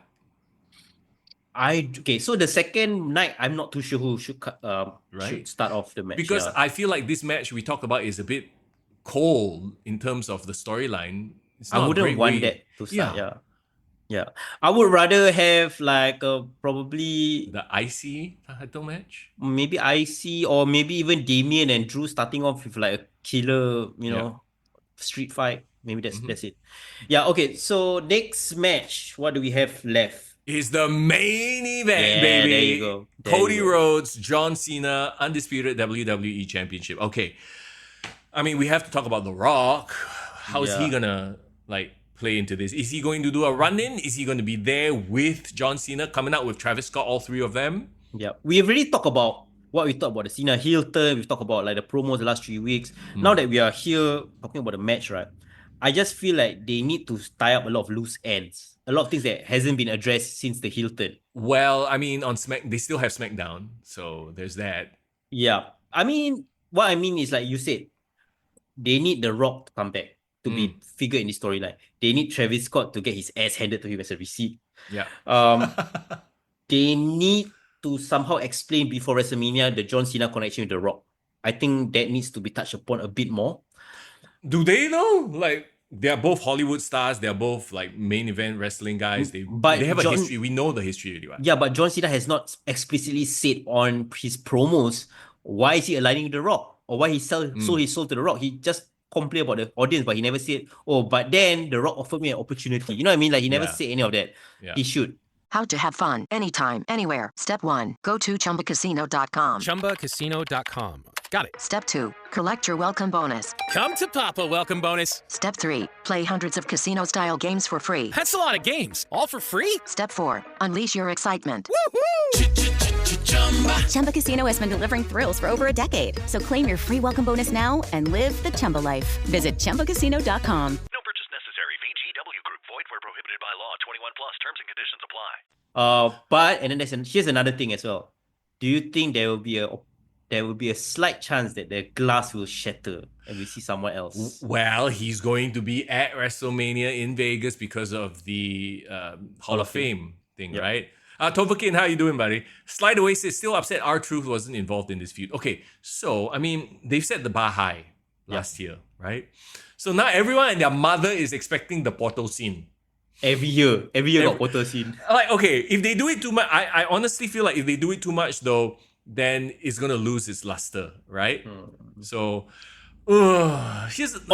you know what?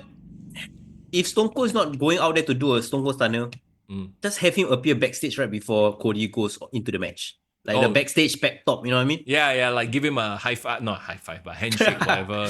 Drink a beer with him. Yeah, drink a beer or something. Yeah, or even like a one-on-one confrontation backstage with The Rock, like a stare down. That would be cool. Ooh, yeah, right? Again, like, I think that the fact that they've had John Cena on this schedule That very light schedule, you don't see him that much. I think it's actually really helped them build this storyline because, once again, this is a match that doesn't need that much exposition and explanation and story. It's living off the hype of John Cena turning heel and the energy of it. It's there already. Yeah. And it doesn't need that much. Yeah. I mean, this last week of, I would say last week of TV will be very telling on what's the hype level. Yeah. No, it's still there. Like, I honestly feel like it's still there, right? Now, what I'm really like wondering is, where do we go from here? John Cena winning and then going on his final tour as a heel? Okay, I know you don't want spoilers. It's not really spoilers, but looking at the PLE card, right? You know that Backlash is only happening 2 weeks after WrestleMania? Which is very fast, yeah. Wow. Yeah. There's not even enough turnaround. So I feel like and it's happening in St. Louis, Missouri, by the way. Randy Orton town. John Cena winning the title and then first defense against Randy Orton. Wow. Imagine, yes. Yeah. But Cody Rhodes retaining and then Cena going away for a while and then Cody Rhodes having a match with Randy also makes sense because they already teased that as well. Yes. So I'm not saying that having Randy and the hometown kind of like spoils the results. I'm just saying that it creates a very interesting possibility of seeing both matches. And also, it could be their storyline way of giving Randy a main event shot. So, okay, you got screwed out, unfortunately, of your WrestleMania match, right? Yeah. You get a title shot. Like, you know, there's a possibility of that. Yeah. And Tobakin say, Rikishi comes back and runs over Cody and says, I did it for The Rock. I did it. Oh, no, Rikishi, please. Like, I honestly don't wish, I hope that they don't do a massive portal scene. There can be some interference, but not because, like I said, if they the story do it is every strong year, enough. Yeah, if they do it every year, it becomes nothing. Yeah, the story is strong enough to stand on its own. Let it happen on its own. But I don't know. I'm okay with Cody losing the title because we do not want a long reign like Roman Reigns. Like I feel that if Cody has a long reign, I think it will devalue Roman's reign. Does it make sense? Yeah, it makes sense. 100%. Yeah, I think Cody can afford to drop the title and be in chase mode again. And I think that will actually help him not be soured by the audience. Right. Agree. And John Cena, so here's the thing, right? Like sending people home happy. John Cena, he's a heel, but I feel like John Cena has enough fans still that him winning doesn't necessarily send everyone home with a bad taste in their mouth. Does that make sense? No, I think people will be like, whoa, he won, unbelievable. Like it will be a cool reaction. But people can boo it, but it's not like, oh, I didn't get my money's worth. Yeah. This is, you know? Yeah. Like, and knowing that there's more to come, I think is they're in a good spot lah. And think about it, Cena winning the title in his last WrestleMania ever also kind of feels poetic as well. It can also still be an emotional moment. I mean, he can look around in the ring, even though he's a heel, but people know like, wow, this is his final match, like he deserves it. I know there will be some real emotion to it lah. Yeah. Or we are overthinking it and Cody Rhodes just maintains because John Cena needs to go off and film movies and he'll come back as a face somehow. Like I said, for the first match, first main event, I don't care who wins. I will be happy either way. Honestly, I have no preference. I think that's a good thing. Because at the end of the day, right, you have to imagine that John Cena will turn back face by the end of the year. Like he's not going out as a heel. Like I told you before, and I'm gonna tell the live crowd that's listening right now, he needs to do a Vin Diesel Fast and Furious 8 storyline where he turns heel just for one movie, then becomes a good guy at the end of it again. That's what he needs to do. What? Oh my god. Okay, this would be convoluted booking, but what if The Rock comes out and helps John Cena? Helps Cody Rhodes instead of John Cena. Why? I don't know. And then it turns out that Cody had actually teamed up with The Rock, and then Cody gets his Homelander turn. He's like, it was a double swerve, like a double agent thing. I don't know, man. Too much, bro. Okay. Keep it simple. We don't overbook ourselves to smithereens here. Okay. I think last thing I wanted to address is like people generally say that this bill for WrestleMania has been a bit more underwhelming than last year. You know what I would say to that? Yeah. I think this year's bill is par for the course because we've been spoiled last year. Yes, agree. I wouldn't say that this is worse than WrestleMania 39 build. WrestleMania 39 had good build, but then there was like some that was like a bit man. Remember Charlotte and Rhea Ripley felt like it wasn't a good build at all, but it turned out to be a killer match, your favorite match of the year. Yeah, I feel like this is actually the standard. It's just that last year was really, really, really, really good. And it's okay to like, can't strive for that because it was also like a decade mania, right? It was a big 4-0. Yeah. So but this is the first one on Netflix. Correct. So this I think still feels big on its own. It's just that, the stories is not as strong as last year because last year we had the final boss like almost on a full-time week. He appeared every week, bro. We were spoiled last year. Yeah. Yeah. But I think that, and from everything, like, because this is quote unquote, like I said, their first WrestleMania on Netflix, right? I still feel like they do have the pressure of delivering in a big way. So I do think that there is going to be a portal scene. I think Stone Cold has to be involved somehow.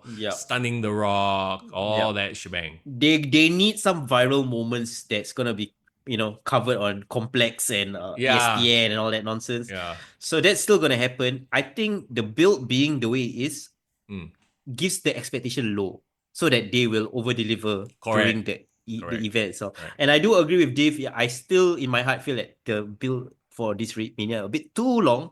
I would cut it back. Like if you want to do like halfway through April, still okay, but not like the third week of April. I think correct. Like you're losing too much, lah. Yeah. So, but that being said, like we are absolutely nitpicking because right now, like my hype level for WrestleMania is as high as any other year that I can think of. Agreed. And I also feel like the water cooler talk around wrestling has been way more than any time in the last 5 years for me personally. I mean, feeling the whole around my social circle on social media. Yeah, it's there, bro. It's there, and you're almost reaching that area. Rishi says SmackDown this Friday should be good. I mean, I expected. Okay, to be honest, I expect it to be good, but I don't think any storyline is going to change. Like, because it's a setup show, right? That's where you're going to get your Andre the Giant Battle Royale. So you're going to get all those people who got left off the card on SmackDown, right? You're going to get, unfortunately, Street Profits. That's probably going to be the main event. Yeah. You know what, Rishi? I love that. Imagine the SmackDown before WrestleMania, The Rock and Cena beat up Cody until he bloody. But doesn't that give away the main event? Like, you know what I mean? 50-50 booking, it kind of gives away the main event result, right? That's like, true. I would rather them not, to be honest. We shall see. But I would say something big needs to happen on Raw and SmackDown just to kind of like that final push to WrestleMania.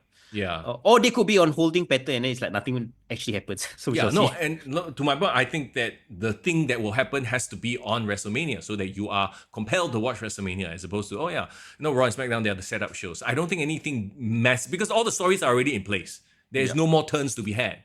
You are now just building towards the big event that's this weekend. Yeah, that's true. All right, I mean, I think we've done it. We've previewed WrestleMania. And it is a crazy weekend, everybody. Please, get lots of rest before and hydrate and eat healthy because we are in for like 3-4 days worth of just binging wrestling. I love it. Yeah, okay, so I believe we are going to go live for WrestleMania Night 1 review. Sunday afternoon, basically. I mean, the moment it finishes, essentially. Yeah, we'll come on live. Yeah, on Monday Night 2, what's the plan there? Bro, I can come on live right after as well. Okay, so we will tentatively do Night 1 and Night 2 both live. We shall see. If anything happens, we'll let you guys know on our Discord. But Sunday is definitely confirmed. Like, bro, I have nothing to, my wife is away. Bro, I'm all in. I mean, bro, I'm scared, bro. Remember this time last year, my laptop died for Night 2. Oh my God. Well, I mean, if your laptop died, then you can, always come on over. Come on over. Bro, Night 1, I'll let you know if I can come on over in the morning to help you. Yeah, if not, we shall talk about it. Discord. Bro, hang on. Bro, what? Tovukin just brought up something very interesting, right? Like, Rock needs to show up unless he's too busy with New Japan. What if the Porto scene is a New Japan Porto scene? We shall see. Can you imagine that the big reveal and he brings in all these New Japan wrestlers? Oh, no lah. Too much, bro. Too much. Okay, too much. We're thinking. And anyway, who would he bring in? Tanahashi? Come in and like hobble to the ring? Tanahashi and Cena needs to have a match, bro. Yeah, and they're just gonna stay each other. They can't do wrestling moves anymore. Yeah. Oh my god. Okay, guys, please, if you're not on our Discord, you're missing out. Go join our Discord. Have all the stuff. We will react live on Discord. People are just chatting every day on the, and then we'll go live on a podcast on YouTube live stream. Please support us on Patreon. We would love your support there as well. Keep us the lights on. You can see my purple light is on because of the podcast support on Patreon as well. Yeah, let's talk WrestleMania on the day, and I hope you guys have a great WrestleMania week ahead, bro. Absolutely. As always, it's Mr. Young. And it's Forrest in the building. Guys, thanks for joining us live. Ooh. See you guys. Let's go. Step into the world of power, loyalty, and luck. I'm gonna make him an offer he can't refuse. With family, cannolis, and spins mean everything. Now, you wanna get mixed up in the family business. Introducing The Godfather at ChumbaCasino.com. Test your luck in the shadowy world of The Godfather slot. Someday, I will call upon you to do a service for me. Play The Godfather now at ChumbaCasino.com. Welcome to the family.